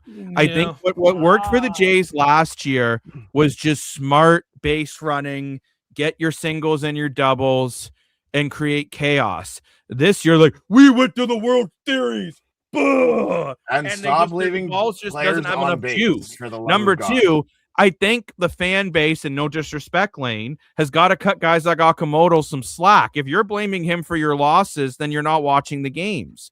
He's not playing that poorly. He's I'm a looking at it. 137, bro. He went 2 for 4 today. So I don't explain to me how care. that's his fault today. I care. And 2, this is a guy you just brought in from Japan. How about you blame Ernie Clement? and you blame Vladdy with 1 home run. Oh, Rick knows who George I Springer before he Rick. got hurt, who was batting at a 137, and Dalton Varsho, who can't catch a baseball. Like, you're pulling a Leaf fan thing. You're attacking the new guy. And never mind new. He's never mind new to the league. He's new to the country. Like, can I just make a comment? I just want to say, like, I think you got to blame guys like Jeff Hoffman. You got to blame guys like the manager. I'm on Rick's side on this. I think it's ball play style and misuse of bullpen today. Why the hell didn't Tyler Rogers just go up for the 9th? He threw like 8 damn pitches. Go ahead, Rick. First off, no one's worse than the Mets, and the Mets have lost 10 games in a row. And Bichette's been terrible. The Mets. Yes. To be fair, the Mets were cursed. To be fair, the Mets were cursed. There was that I've seen online today. The Mrs. and Mr. Mets mascot hugged someone, and they have not won since they hugged that person. That just proves don't hug people. They were cursed by Danhausen. Also, I don't know if you've heard this. Rumor has it that he's still battling the same injury, the hidden injury that he had when he was with the Jays.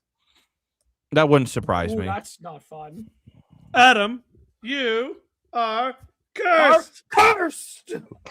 King City. Okay, I will say that depends. Anthony, King City depends if your friend drives. Because transit into the city from King City would not be as good. King City is just north of Vaughan. I have no idea what King City is. It's just north of Vaughan. That's a made-up place. That's not a real place. That's made up. New guy, he wanted to move there so he could say he was the king of King City. He's a weird guy. He didn't know that when I turned his camera to manual settings, he thought I broke it. Jacob, that's fake news. It is not. Okay, calm down. Real place. Fake I news. think the Jays offense was actually the best night in God's know when and still sucked. Yeah, the Jays got like 12 hits today and still couldn't put runs. And that's a whole other thing too. Like, maybe when you get guys in scoring position, just try to get them home. Again, stop worrying about dingers, which I think you can blame. I think you can blame coaching / managing for that. And I just feel I see fans blaming Okamoto and Corbin for one of the games. And it's like, why don't we blame the veterans that have been here that are being paid the big money? Vladdy doesn't have a home run yet. Well, he has one. And Vladdy is another one that I think he's hitting the ball. He's getting on base. But his RBI production is not good enough. And part of that is just where he is in the lineup, too. Like, the lineup's all screwed up. Like, the lineup needs to be leading off. Put Jimenez out there as a leadoff and Ernie Clement, because these are guys that get on base. Then have a guy like Vladdy Guerrero third, where even if he hits it deep and it's caught deep center field, well, that's probably bringing a guy home. So all of a sudden, you're building runs. They're not playing smart baseball. They're playing like they're better than they are. And last year they played to their strengths. This year they think they're the best team in the league, and they're just not. Go ahead, Rick. Call me batshit crazy, but if the Jays do not win during this road trip, come Friday, I'm saying Schneider's gone by Friday. It's very possible. This is what I want to bring up. I'm like, and I get what you're saying, Jacob. They're bad on the road. But here's the problem. Here's my problem with it, right? Here's my problem with it, right? Okay, fine. It's going to take Okamoto 2 or 3 months to get going. I don't think the way this team's playing, I don't think they have 2 or 3 months. They need someone now. Mind you, we all said this last year as well when they ended up winning the division. They were not this bad. Actually, they were. They actually were. They were just as bad last year as they have been right now. They actually were, Lane. I'm going to look that up. They were not great last year. Want to bet? I guarantee they were not 6 games under 500. Okay, look it up. Whether it's 6 games or 3 games, to me, that's basically the same thing, different pile. Yeah. Imagine being a top leader in the MLB of 1 home run and 8 RBIs. Yeah, that's crazy. Oh yeah, 1-7 on the road is brutal. Here we go. I used to live in King City area, and I was younger near Nobleton, home of Adam Fantilli. Only thing I remember were the horses. Lots of horses there. And yeah, 1-7 on the road is just absolutely brutal. But no, I actually, you know what, Rick? I'm actually on your side here. I think that I've always been very hit and miss on Schneider, but I thought, well, when you got them to the World Series, I'm like, okay, I guess he knows what he's doing. And all of a sudden, I just think there's been mismanaging in the lineup. And continuing to put Jeff Hoffman out. They put Lito out for way too long as well. And like, again, in that game, you also had Louis Varland in the bullpen. Just put out Louis Varland. I love the horse. Louis Varland's one of my favorite bullpen guys. Your idea about putting Springer as the cleanup hitter instead of leader. He should not be leading off. Okay. Oh, Lane's like, wait a minute. I have the record for the first 20 games. Anyone want to guess what it is? No. First 20 games? First 20 games. So exactly the amount of games. Below 500. Or 500, but what's the record? Not even close to what they are this year. Not even close. Okay, did you say above or under? Above. First 20 you said how many 20 games? 21? They played 20. No, they played 20 games. I counted 20 games. I'm going to say 12-8. Rick was right. But look, they're 6-14. You said they were the same. I'm like, okay, but 6-14, Lane. However, at one point they were 25-27 and they won the division. You can look that up. That's a fact. Okay, but they weren't. I'm just saying it's 25-27 is below 500, bud. But what I'm getting at is the Jays had a slow start. It's 2 games, 2-6 in a 162 season. The Yankees started 8-1 and now they're terrible. Like it's one of those things. And also 5 games behind. I'm sorry, you play a 4-game series against Tampa and all of a sudden you're 1 game behind if you sweep it. I think for the Jays, I think a change needs to be made if this road trip doesn't improve. But I'm not going to write off the season just because of a bad start in a baseball season that's so long. It's different in football where there's only 18 games. If you start off the first 10% terrible, you're probably done for the year. It's even different in hockey if you struggle for your first 10 or 15 games because hold on, let me finish. There's so many more games in baseball that when there's 162 and you can easily go on a streak. The problem is the Jays have lost to a lot of teams they should have beat. The good thing is they haven't played a divisional opponent yet. If they go on a run against divisional opponents, then this is a completely different situation. Right now is the time where they need to fix everything. And I say fix the crap up, improve your lineup. Jeff Hoffman, I still think is a good pitcher, but he's not in the right mindset right now. So I don't think I would just say he's injured and send him down the AAA for a bit for rehab. It's not like anyone checks these injuries anyways. So just say stubbed his toe and let him go down there and get some reps. Or maybe he needs some personal leave of absence. Move Varland to closer temporarily and just try to clean up the ship. That's my 2 cents. But I think you can't write off a season yet in 20 games there's still 138 games of baseball. You can easily go 15 games over 500 over 142 games. Go ahead, Rick. So if you're comparing this year to last year, besides Bichette, they brought in Otomoto and then the 2 starting pitchers. Besides Bichette, who else has left? No, there's been like one you pitcher. Replaced Bassett. Yeah. Yeah, Bassett's gone. Okay, so that's 2. I think that's really it's almost the exact same team as no Manoa, but he hardly played. It's just injuries. But my problem is I just don't. Yeah, the only problem is you got all these injuries. I get you went to the World Series, you had more games than everyone else, but didn't we say the same thing about the Leafs? Like their numbers. Okay, here's what I'll say. Here's what's really concerning to me, and I'm going to bring this to the Leafs. The Leafs a year ago, right? Had terrible numbers in almost every stat, but they made the playoffs and went to the second round and looked like a good team. The Jays did sort of the same thing where if you looked on metrics, hold on, I'm just gonna put it out there. The Jays, whether you like it or not, whether you want to admit it or not, had the most come from behind wins ever in MLB history, which means they were losing 90% of their games, but found a way back in games. That's not a bad thing. But what somebody said to me, not to me, I was listening to the radio. This was an MLB X, like he's a veteran, and he made up a good point on the radio that I can't quite get out of my head. He's like, you're right. What the Jays did was phenomenal. It's unforgettable. It's heartbreaking what happened. But the fact is they were still losing 90% of their game. They just found a way to win most of them. Right? Like, at the end of the day, 68 out of your 90 wins, they were losing going into the 8th, 7th, 8th, 9th inning. That team was magical, found a way back. I don't know if you can keep that same magic and that same numbers and bring it into next year. We kind of saw the Leafs do with the exact same thing, bringing terrible offensive metric numbers, thinking they could run it back again, and then finish bottom fifth in the NHL. I don't know if the Jays can bring the exact same guys back, thinking, well, we're a good team. We did it. Yeah, you did do it.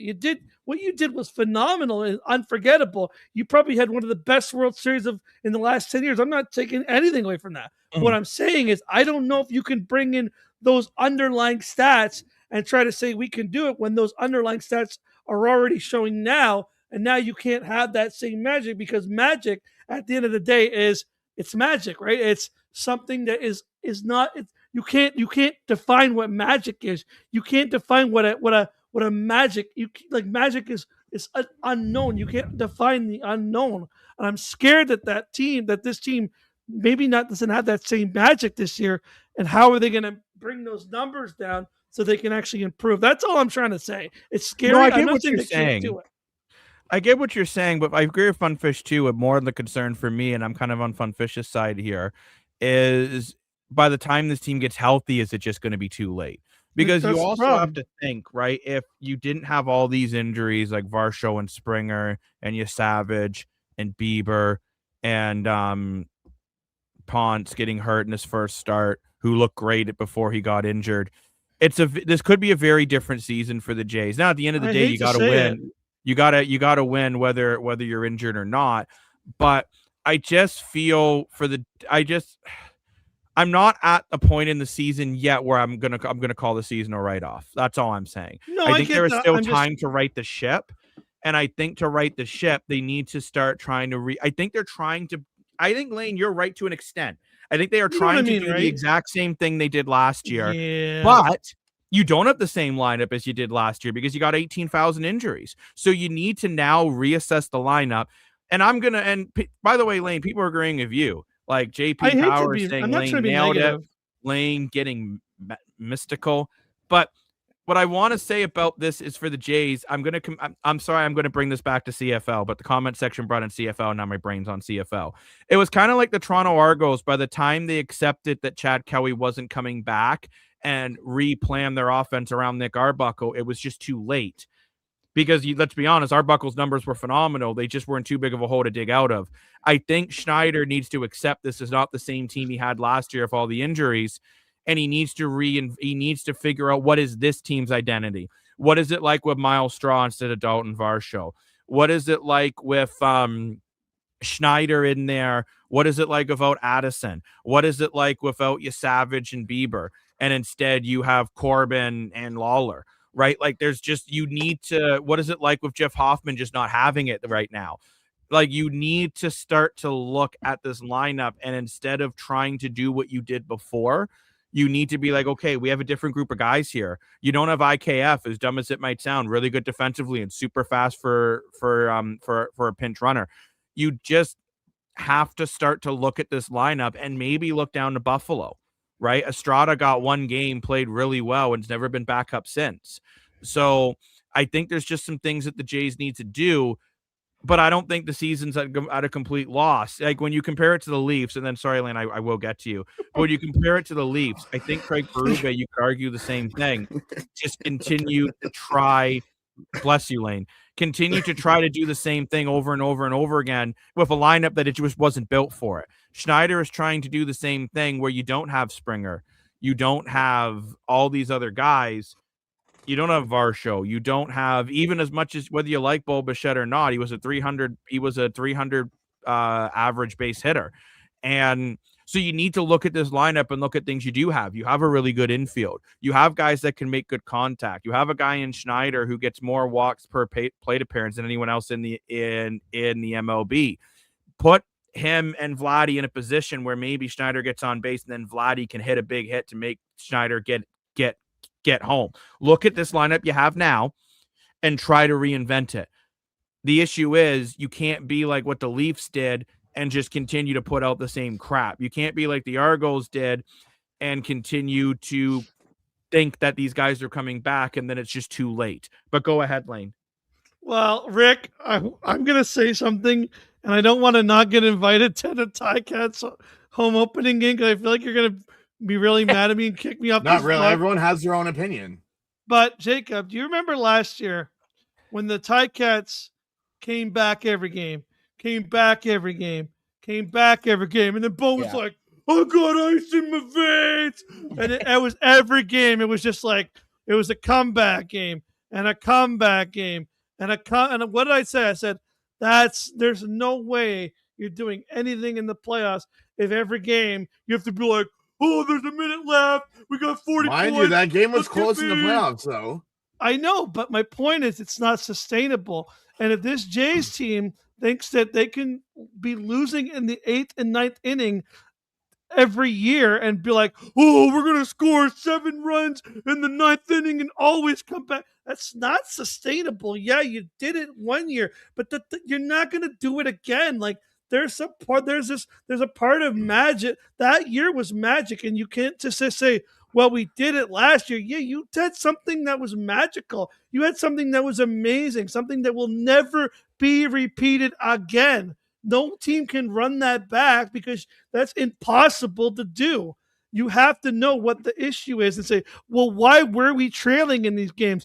Why can't we ever be winning games and finish it off?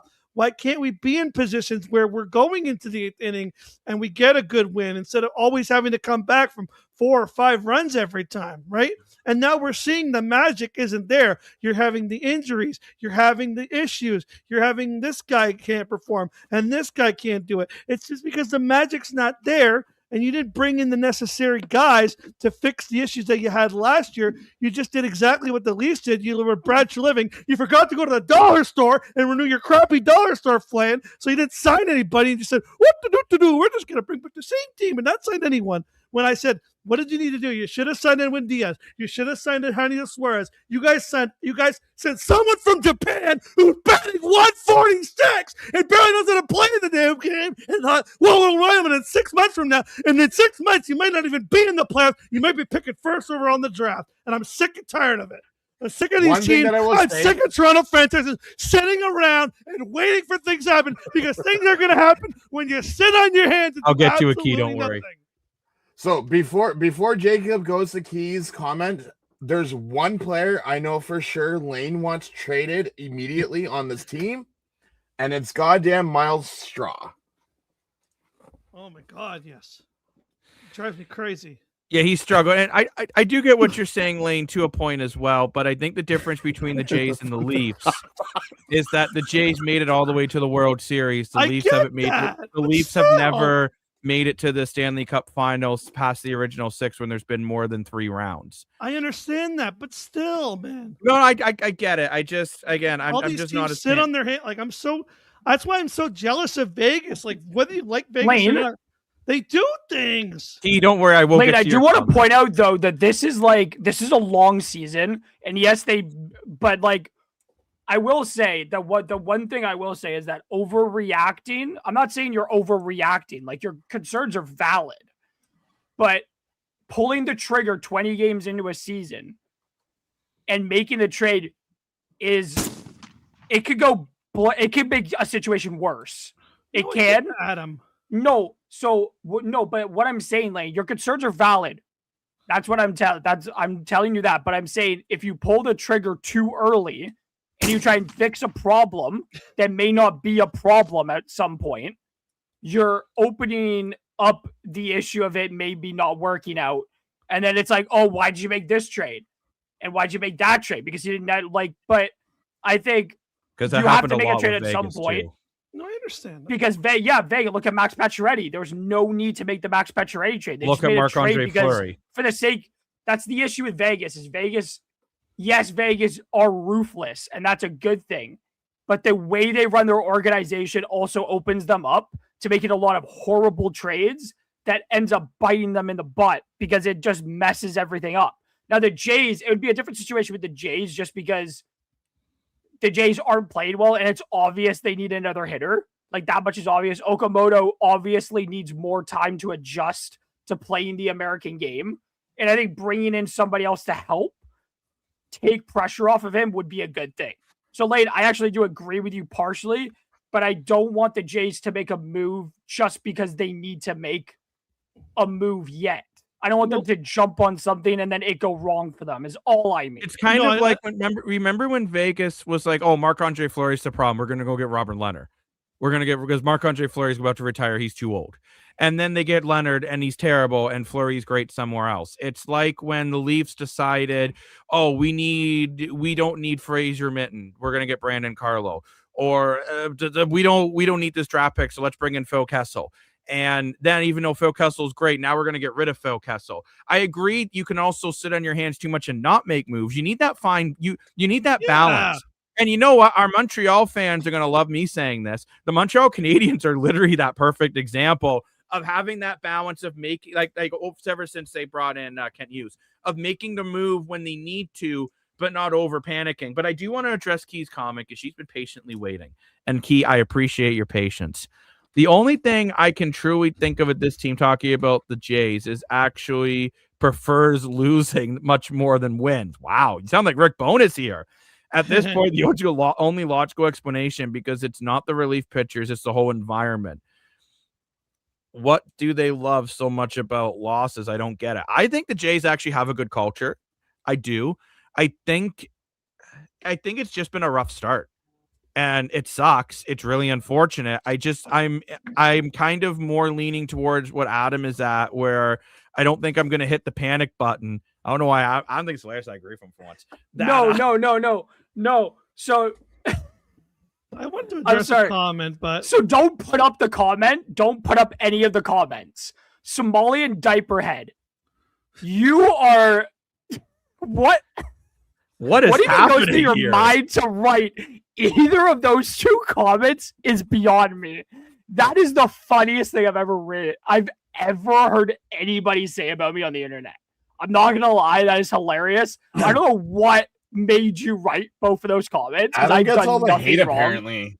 Everybody hates me, and I do not understand it. Adam, I don't hate honestly. You. No, like. Okay, this is just crazy. Y'all hate me for no reason. Y'all hate me because I'm right.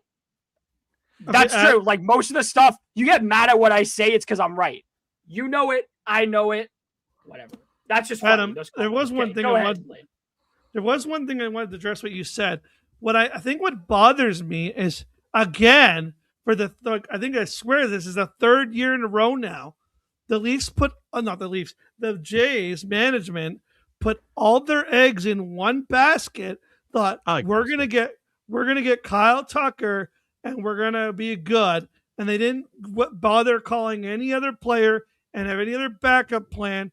They didn't call someone who was gonna be able to replace, whether you hate him or not. He was the number one hitter in the American League. You put him on the back burner. He said he's blamed. We don't want to bring him back. That's fine, but you needed somebody who has MLB veteranship to replace the thing that Bo Bichette brought, because whether you hate him or not, whether you like his long hair, short hair, whether you like his warm-up song, walk-up song, whether you hate the guy, love the guy, he did finish this season with the best average in the MLB and the most hits in the MLB above any other player. They brought in a guy. You brought in a guy, the only guy you brought in on the offense, you brought in Cease, you brought in all these guys, but the only guy you brought in offensively was a guy who you knew, that I knew, that everybody else on the radio knew was going to take 3 or 4 months to get going. And you thought that you were going to deal with any injuries. You thought that everyone was going to have a career year again, that the Magic was going to be there because the fans are going to be there, that the Magic's going to pick up right where they left off. You didn't address any big free agent signings. You didn't bring in a big free agent signing that has veteran leadership, that has stats in the MLB, that had something intangible that you could have brought in with Okamoto. So if Okamoto struggled a little bit out the gate, you could have had a guy like Eugenio Suarez. You could have had a guy who has a tangible stats in the league that could have replaced what you're missing. And that's what bothers me, because they sat there hoping for Kyle Tucker when we all knew Kyle Tucker wasn't signing for a whole month, because when somebody let me tell you something, everybody. When you're texting a girl and she doesn't text you back for 3 weeks, she probably doesn't want to go out with you, okay? Even though you're sending her phone What is going charger? on right now? even though you're texting her every day, hey babe, what's going on? Hey, I buy you flowers. Hey, we're going to this restaurant. Are you still coming? Are you still coming? She's not coming. She's not showing up. You got ghosted, bro. So at some point, the Jays, and they did this with Shohei Ohtani, they did this with Kyle Tucker, and it honestly bothers me that they keep falling into this trap of thinking, I agree with that. well, we're gonna wait and put all our eggs in one basket, and then when that one basket falls apart, we have no backup plan. And they did the same thing again, and now they're in this situation. Jacob, can I just say one thing? Smalley and Diaperhead, I just wanted to point out, if you wanted to do that still, my nightstand's right there. You can come over and come and do it, if you want to. It's kind of hard to make me mad, Smalley and Diaperhead. Not gonna Remember lie. too, I don't know why already in Adam's basement. So why would you want to do that to my nightstand though? My nightstand's done nothing to you. It looks and like I don't a really nice get what I nightstand. did to you. So you know Some what? people are It just is. trolls. It's nice. It's actually That pretty is nice. true. No, not gonna lie. As Taylor Trolls are Swift gonna says, haters gonna hate, Shake hate, it off. hate. Shake it 'Cause off. I know Haters fuel me. Jacob, haters fuel me. It makes me Lane, the makes me ready to relationship go. legend. Hey, I Lane, would is a know. Exactly. I would know. Lane's in multiple relationships on the desk. He's with me. That's He's with Jacob. He's with Dan. He's with all. It's getting weird. It's a very weird situation. Rick, you want to be my side? You want to be my side? Another side piece. Lane, if getting it crazy. makes me feel any better, at least you're coming. That's going to be a Cat fan at the Cat home opener. we have freaking three other Fargo fans to deal with that day. Rick, don't. I'm bringing a bat.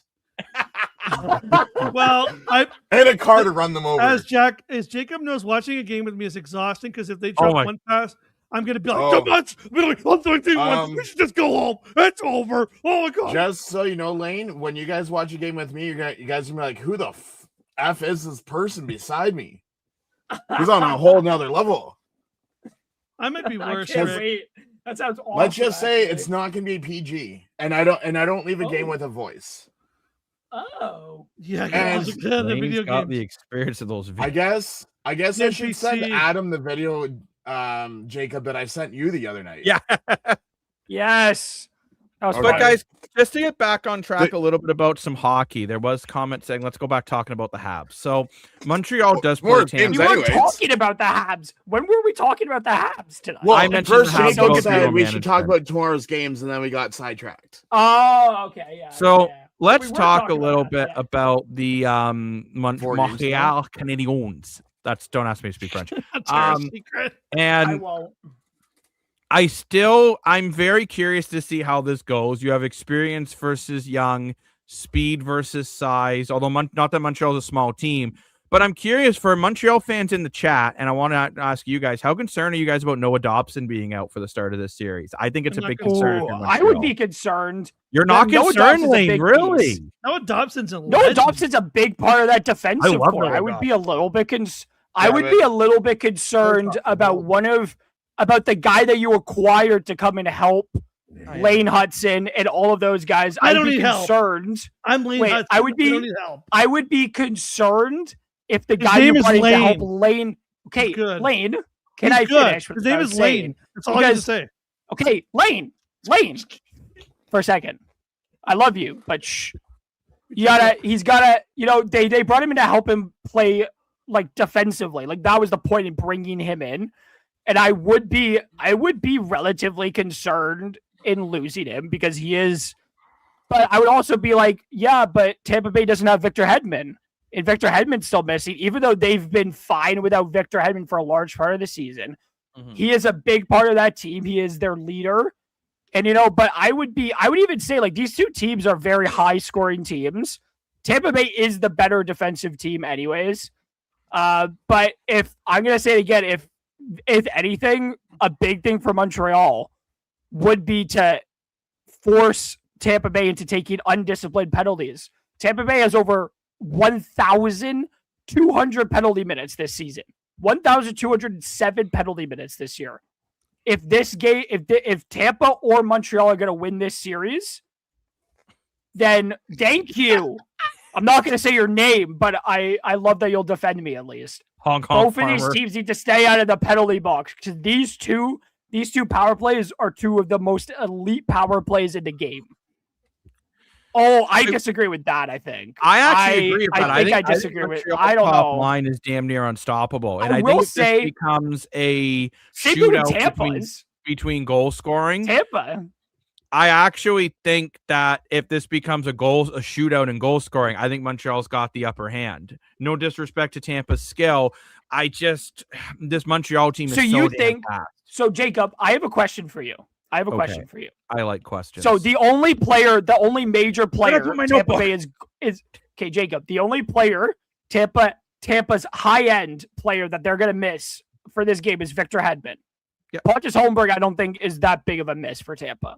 I don't know. He's legend. But so Victor Hedman missing just specifically because we've talked about Montreal's top line being very good. I personally would take Tampa's top line on paper. Their top line on paper. But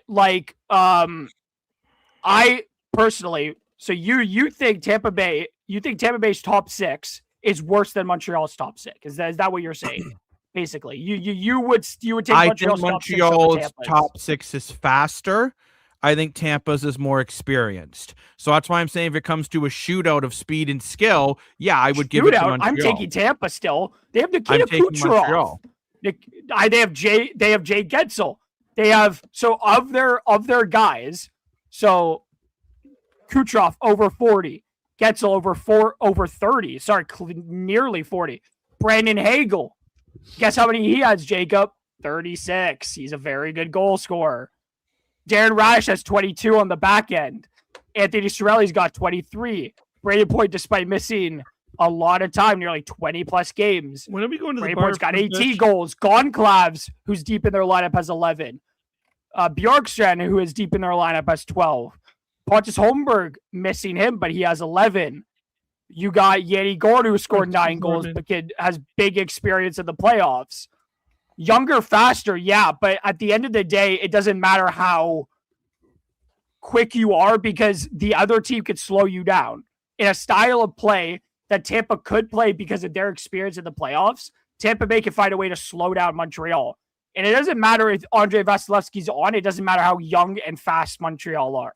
If Andre Vasilevsky's keeping his prime Vasilevsky from 3 to 4 years ago, there's Montreal. It doesn't matter that they're younger and faster. This Tampa Bay team is very good. I think Tampa Bay's high end talent. I think personally, as of right now, they're higher end talent. When those guys are on, they are better than Montreal's high end talent. That's nothing against Montreal's high end talent. You're talking about Nikita Kucherov, who is a premier over 100-point guy every single year of his career.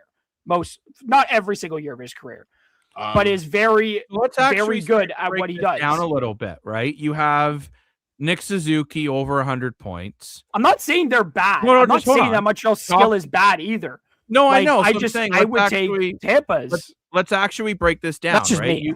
So you have Suzuki over 100 points, Caulfield 51 goals, Slavkovsky just around 73 points, 30 goals, 43 assists.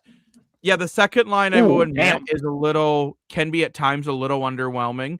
I mean, Demidov had a really strong season, but Alex Newhook and Texier, not bad players, but not phenomenal. They missed a lot of games. They missed a lot of games. And then you go to this, but then you go to the third line. Look, you got over Kapanen 22 goals. Kirby Daw, you know what? I actually really like Kirby Daw. He's missed a lot of games. Zach Beauduc, I'm a big fan of. And this fourth line, I think this fourth line could be very sneaky good for the Montreal Canadiens of Jake Evans, Philip Deneau, and Josh Anderson. Josh Anderson's a playoff performer. Now let's jump over to the Tampa Bay Lightning. So you have your top line of, let's be honest, is Gage, however you pronounce his last name. Why is he on the top line? That's very underwhelming for me.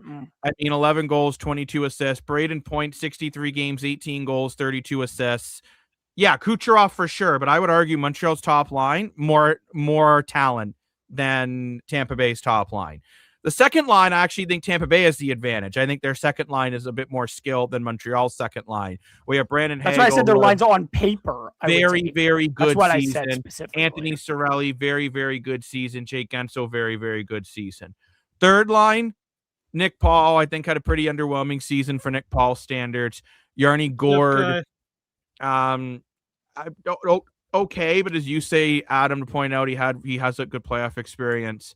And oh my gosh, how the Zimas Gergensen. Sure, not great. Fourth line, besides of Corey Perry, is very underwhelming for me. I guess not bad. Okay, but so I think you're gonna go, in my opinion, top line Montreal, second line Tampa, third line Montreal, fourth line toss up. That's kind of my 2 cents on all that. That's why I said on paper I would take their top line, because on paper that wasn't their top line. That's why I said on paper. I think a big thing for Lane, and I'll let you say what you wanted to say. Sorry, but I think if anything, like I said, keeping Tampa off of the power play, because that power play is dangerous, and that power play will cause Montreal a lot of issues. But I do think a big thing I think a lot of people are I think when you come across it, because I think this will be a big issue for Montreal this year, if it is the way I think it's going to go. If Andrei Vasilevsky is Andrei Vasilevsky that we all know, then Montreal's chances of winning this series goes, in my opinion, I don't really care what other people think at this point, really. If they do, it goes down drastically, because Andrei Vasilevsky, when he is on, he is arguably the best playoff performing goalie ever. Andrei Vasilevsky is very good. When the lights get brighter, Andrei Vasilevsky more often than not steps up and dominates. If Montreal cannot get to him quickly and often, this series is going to be painful for Montreal Canadiens fans. I want you guys to be prepared. If you guys don't get to Vasilevsky quick and often, like the Leafs had to the year they won against Tampa, they had to get to him often and quickly, because if they didn't, they were in a world of trouble. If you don't, your guys are going to be in for a long series. If they can't get to him quick, if they do and they get to him often, I do think Montreal have much better chance of winning this series. You can't let Vasilevsky be good.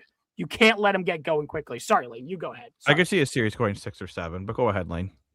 I have it going 7, but the one guy I think is going to make a huge impact, in my opinion, for the Montreal, and if they win the series, I'm calling it now. I think he's going to be the difference maker, and you guys can disagree with me what, but I think it's going to be Jaroslav Slavkovsky, and I'll tell you why. Because in the Olympics, because this guy, up until this point, I've watched this guy, and I was like, he's good, but he's not great. I'll be honest. Up until the Olympics, my impression of Jaroslav Slavkovsky was he's good, but he's not great. And I think in the Olympics, with being around all that talent, going there, playing against the best on best, he finally showed, I'm here. I think we finally saw the arrival of Jaroslav Slavkovsky in that Olympics. The fact that he was able to take his team, the way he played, the pace he played at, the pressure he was under every game to put his team on the map, to bring them to where they had to be, to the semifinals to face the United States of America. I think we finally saw the true arrival of this guy. And now that he has that experience of going to the Olympics, being a huge contributor, I actually think that's going to help him immensely in this playoffs. And I think he's going to be a huge player for the Montreal Canadiens in the playoffs. I could argue that Philip Deneau is going to actually be their X factor. And I can tell you why, because I think if I don't know, because they may go Nick Suzuki route to shut down that top line. I'll tell you how I feel. I think you go Suzuki on that second line, because that second line is very good. You don't want to ignore that line, I don't think. You go Philip Deneau, who is the best shutdown centerman in hockey. I'm pretty sure he was on Matthews that whole series when you guys went back from 3-1 down. Philip Deneau is a premier shutdown centerman on the top guys in hockey. He could do it very well, and he did actually do pretty well against McDavid when he went up against McDavid for those years with LA.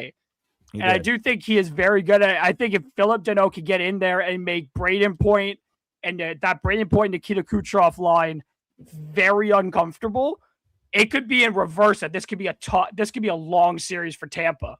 This could be a long series for them. I think this series will come down to who could shut down the big boys the best and whose goalie steps up the most.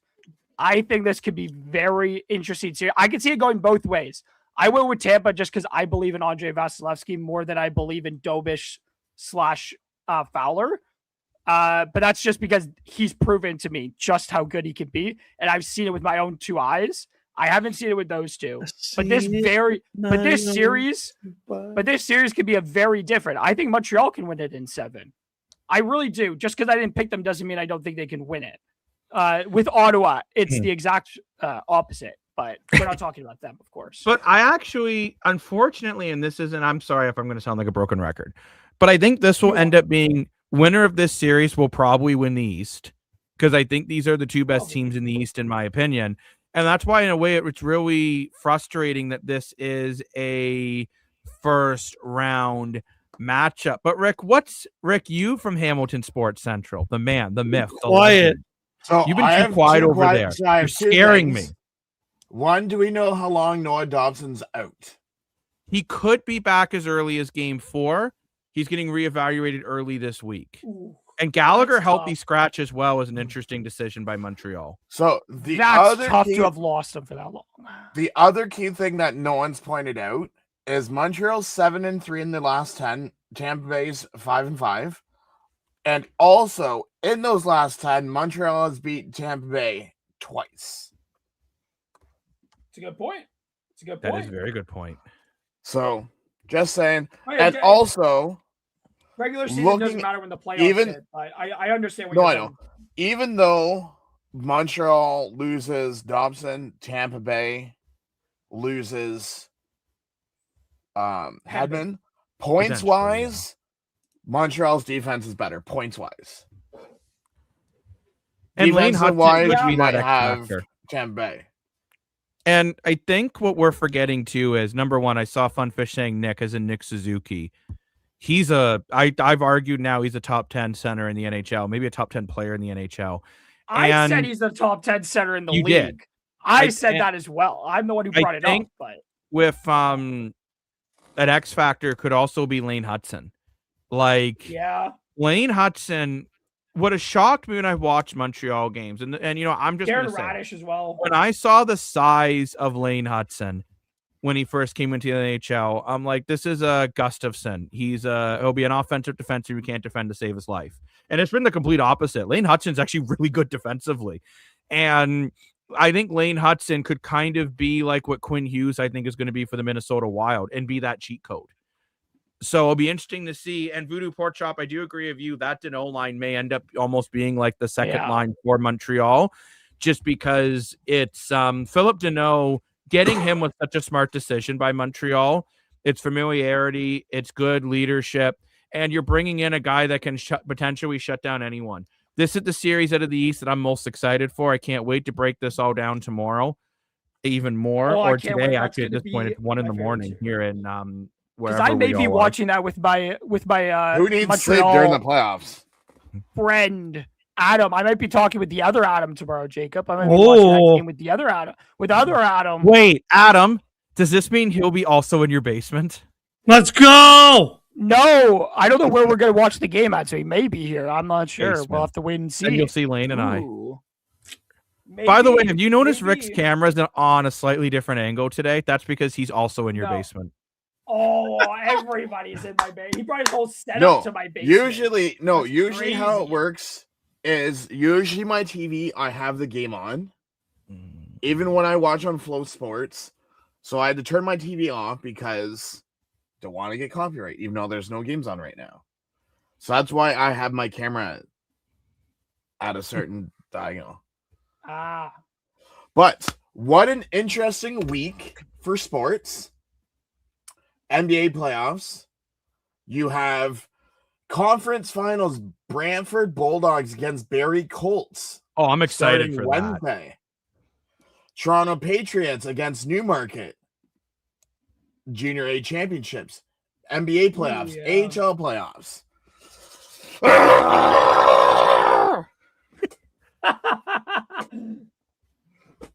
Should do some what is that? Beavis and Butthead?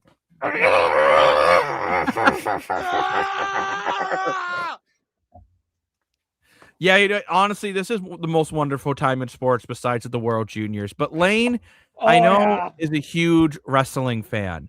And Lane, there's something interesting going on in the world of WWE, is there not? Yes. There is. So today was the first day of WrestleMania. Don't even get me going on WrestleMania today. Lane, question for you. Did you go see WWE's page on Facebook? No, after the event? No, I haven't. Why? I'm worried. When you have time, go look at Cody Rhodes' eye. I've seen that. Yeah, gross. Yeah, he suffered an eye injury. But I did want to put it this way, Jacob. This guy, his one eye was open, his one eye was closed, and they couldn't even open his second eye. Oh my good Lord. But I did want to bring up this controversial thing that happened before the event. So for those who don't know, and we did talk about this before on the channel a long time ago. So for those who don't remember, because it was a long time ago, ESPN actually did purchase rights to have WWE content and have their guys in the fray, doing interviews and having their guys show up for events and doing interviews and content. So there's a guy by the name of Andreas Hale, who is a MMA, boxing, fighting. He's like an expert on the ESPN website. He grades all the events. Like he does like a blog style where he grades like UFC events, boxing events, all the fighting. So for his job, he grades the WWE, and he's been very negative, saying like that the WWE has been boring. He's been giving them bad grades. He's been saying these are bad shows. So he showed up to WrestleMania to review WrestleMania, which is a part of his job and a part of the $1.6 billion deal that ESPN agreed to pay WWE for. He showed up with his credentials to do his job, and he was denied at the door and told to go back on the train home. So he puts on social media, I will not be covering ESPN WrestleMania for ESPN. Unlike any other company that I have worked for my entire professional life, WWE has denied my credential and blocked my access. Neither I or ESPN have been told why. You can speculate on the reasons, but if you want answers, go ask them. So I want to know, is this just because WWE doesn't want negative press on their biggest stage? Are they right to deny this? Because they agreed to have this right to pay. They agreed to pay up this money to have this coverage. Is this right that they denied a journalist reporter at the door and told him to do his job? So Lane, interesting you bring this up because earlier today, so if what I read was true about some things that this reporter has said, which is that I heard reportedly. Okay, can I continue? Because this might not be true. I'm just saying, reportedly, I heard that he had back-talked or shit-talked WWE privately, not like, I don't think it was publicly. No, but he did do that. Apparently, I'm saying reportedly, Lane. That's why I'm saying reportedly, because I don't know if it's true or not. So that's why I'm saying reportedly. And apparently he had said, but I will say this, even if he didn't do anything that I read that he may have done, WWE has full right to, I think personally, like they have, if ESPN wants to send somebody else, they're not going to allow him to write. They don't have to allow him into the building. They've rented the building. It's private property. They don't have to allow this guy in. Yeah, it sucks. They've signed a big deal. But if WWE doesn't want the guy in the building, ESPN finds somebody else to cover WWE. It's not that difficult. But I find it that if WWE wants to do it, no matter how crappy I think personally it is, because I think it's crappy. Like, it's like you're signed this deal, let the guy into the building. But like, if they don't want him covering them, they don't have to let him in. There's nothing they've done nothing illegal. It may be crappy, but I don't think they have to allow him into the building. They don't want him there. If you're gonna crap talk the company that you're covering, you're gonna get kicked out of the building. But it's gonna happen. But in fairness, whether it's right or not. But I will address your comment. So he never did it privately, but he did do it publicly because he's addressing something that's been commonly said with the fans that they're not really enjoying the shows because the shows are lately since the agreement and the deal has gone through have been let's be honest, even I have they've been lackluster. They've been bad for years. They have been, but lately it has been. So I want Jacob and Jacob. It's all been bad. It's been bad. But Jacob, what are your thoughts? Do you think they just didn't want the negative press, or what? Do you think they're right to do this? Or no, this is tough. A venue has every right to a certain extent to not let in a certain reporter. However, when I say to a certain extent, if it's you're mean to me on BuzzFeed, that's not a legitimate reason. So, for example, I'll give you a prime example for this. I'm not going to name the team and I'm not going to name the city. If you figure it out on your own, good for you. But when I was covering a team at some point in my life, I know what team this is. They did not like that I was calling them out for bad play. And they tried to do a similar thing to me. However, it didn't work because it's like, well, you can't just not let me cover your team because I said that your coach doesn't know his head from his butt, more or less. And that's basically it. Now, if you're crap talking to the point that it's dangerous, then that's a different situation. So I don't know enough about the situation to make a full comment. It was not the Hamilton Bulldogs, I will say that, especially since So the other point I wanted to make was that also he had their current rival AEW. He had apparently been. So he had been bad talking WWE or whatever it was, but he had also been talking up a competitor. So that might also be a better reason. No, but Lane, that's his job. But Lane, let me finish. He's covering one company. He's not covering the other. So I can understand why WWE may not want him in the building when he's already feeling this way, because they could go ahead and tell ESPN. They could go and say to ESPN, "Oh yeah, this guy's biased against our company because he likes the competitor. He thinks the competitor's better than us. So he's going to have bias." They could say that. That might not be true, but it is something WWE can use against the guy if they don't want him in the building, is that he's not writing fairly to them. He's doing it. He's up talking a competitor that he's not covering. It's not his job to cover AEW. It's his job to cover WWE. It is to be objective. So there could be, you could argue that he is not doing his job objectively. That could be an argument. I'm not making that argument, but WWE can make the argument that he is not doing his job objectively, which he should be doing. And if he's doing it, and he's not doing it that way, and WWE feels that way, that could be a reason why they're not letting him into the building, whether it's right or wrong, whether he's doing it or not. They can make the argument. ESPN did put a little PA presser just saying like, "Oh, this guy is, he's got journalistic integrity. I don't know why he was denied at the door." Like, they're really upset about it. Rick, what do you think? Like, you think you kind of agree with that thing, or you think? So here's my thing, and I apologize if I don't get this guy's name right, and Lane will probably know who I'm talking about. Lane, do you remember? I forget what the guy's name is, who goes and gives 5-star matches, 4 stars. Dave Meltzer. Oh.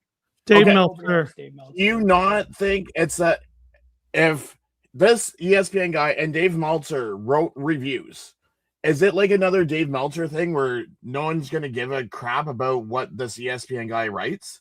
No, I've heard of this guy. So like I said, he's very into so his job literally is to go to any sort of anything fighting, like whether it's literally like kickboxing, boxing, UFC, like anything that is considered to be mixed MMA fighting. His job is to go there, watch the event, and go on his blog that he has hired by ESPN, and to accurately tell the fans if it was what his opinion on what he's seeing is good or bad. Like, what he's gone to UFC events and been like, "These fights are terrible.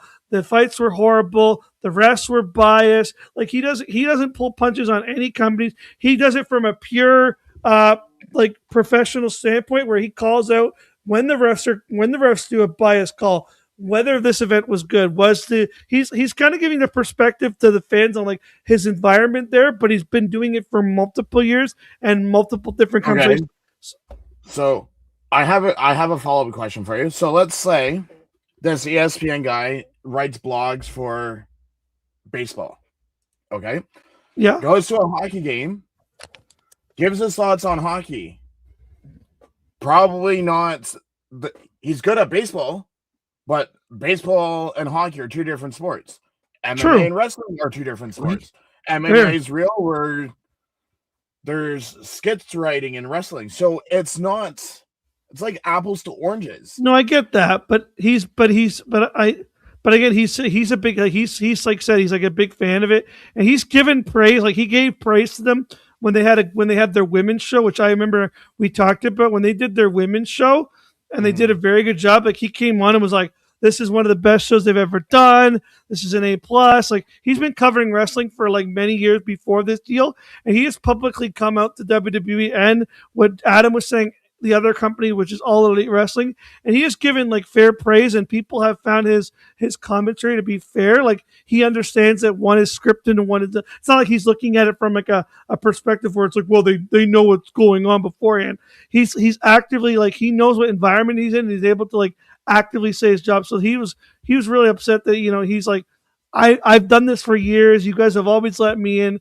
I said one bad thing about you because it's my job. I'm doing what my company's hired me to do. You has hired me to do this, and now you're not even letting me in. Also, Lane, I want to bring up, I don't know if I know for a fact no one on this panel watched it last night.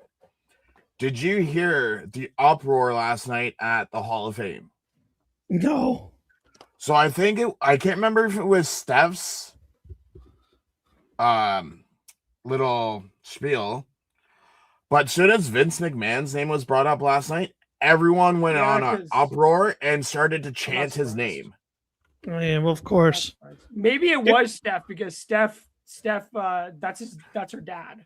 No, but I mean, there is a lot of people that were saying if it wasn't for their opportunity by X, Y, and Z, they would not be here today. It could have been Demolition true. Oh, okay.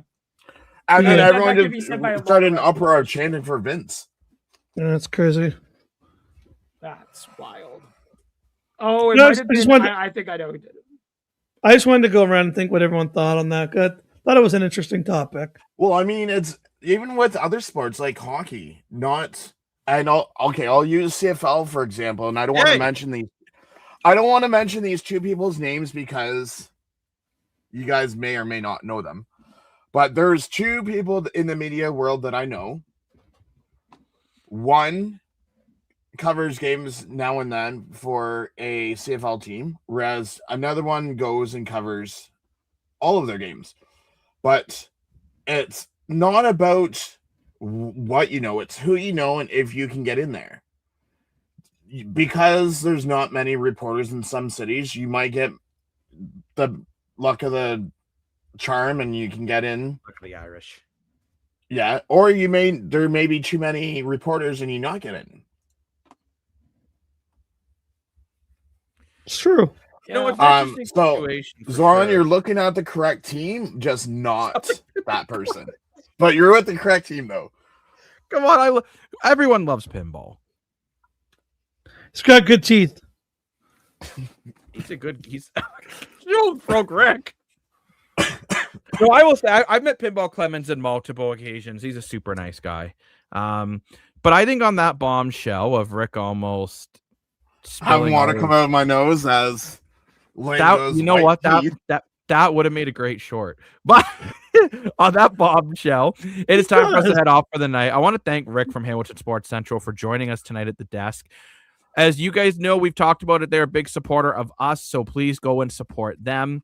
I can be here tomorrow if you need me for the pre-show. Rick, we always need you. Okay. Rick, that would be delightful. We would love it. Good. Adam doesn't like people, Rick, and he likes you. That's true. It's true. But I want to thank Rick for Hamilton Sports Central. At least none of your viewers throw me under the bus. Yeah. Oh, my God. And of course, Mr. Lane Dashing Dashko, who, as much as he was under the weather, decided to get up from his bed in Adam's basement and join us at the desk. And A of moment. course, Adam, who keeps everyone nicely dry from not being able to afford an apartment. So we all live in the down. basement. One thing, if Dan was here, he'd say, "Woo!" Woo! Absolutely. And of course, Dan Moore for your money. It's always great having him on. And me, the self-proclaimed sports analyst. I do want to thank, oh my gosh, I hope Lane's okay. Oh, he's okay. Couldn't scare me. His Drumstick. beat was Yes. sick. I want to thank between Facebook and YouTube to having over 15 likes today. So thank you very much for that. We also gained a new subscriber. Yeah. So new Yeah, let's subscriber. go. Welcome to the Analyst Desk community. But until next time, thanks for joining us where every day feels like game day. We'll see you very soon at a sports gig near you. Bye-bye. It's the Analyst Desk. Welcome to the show. It's the Analyst Desk. Yeah, in case you didn't know, it's the Analyst Desk. Welcome to the show where every day feels like game day, bro.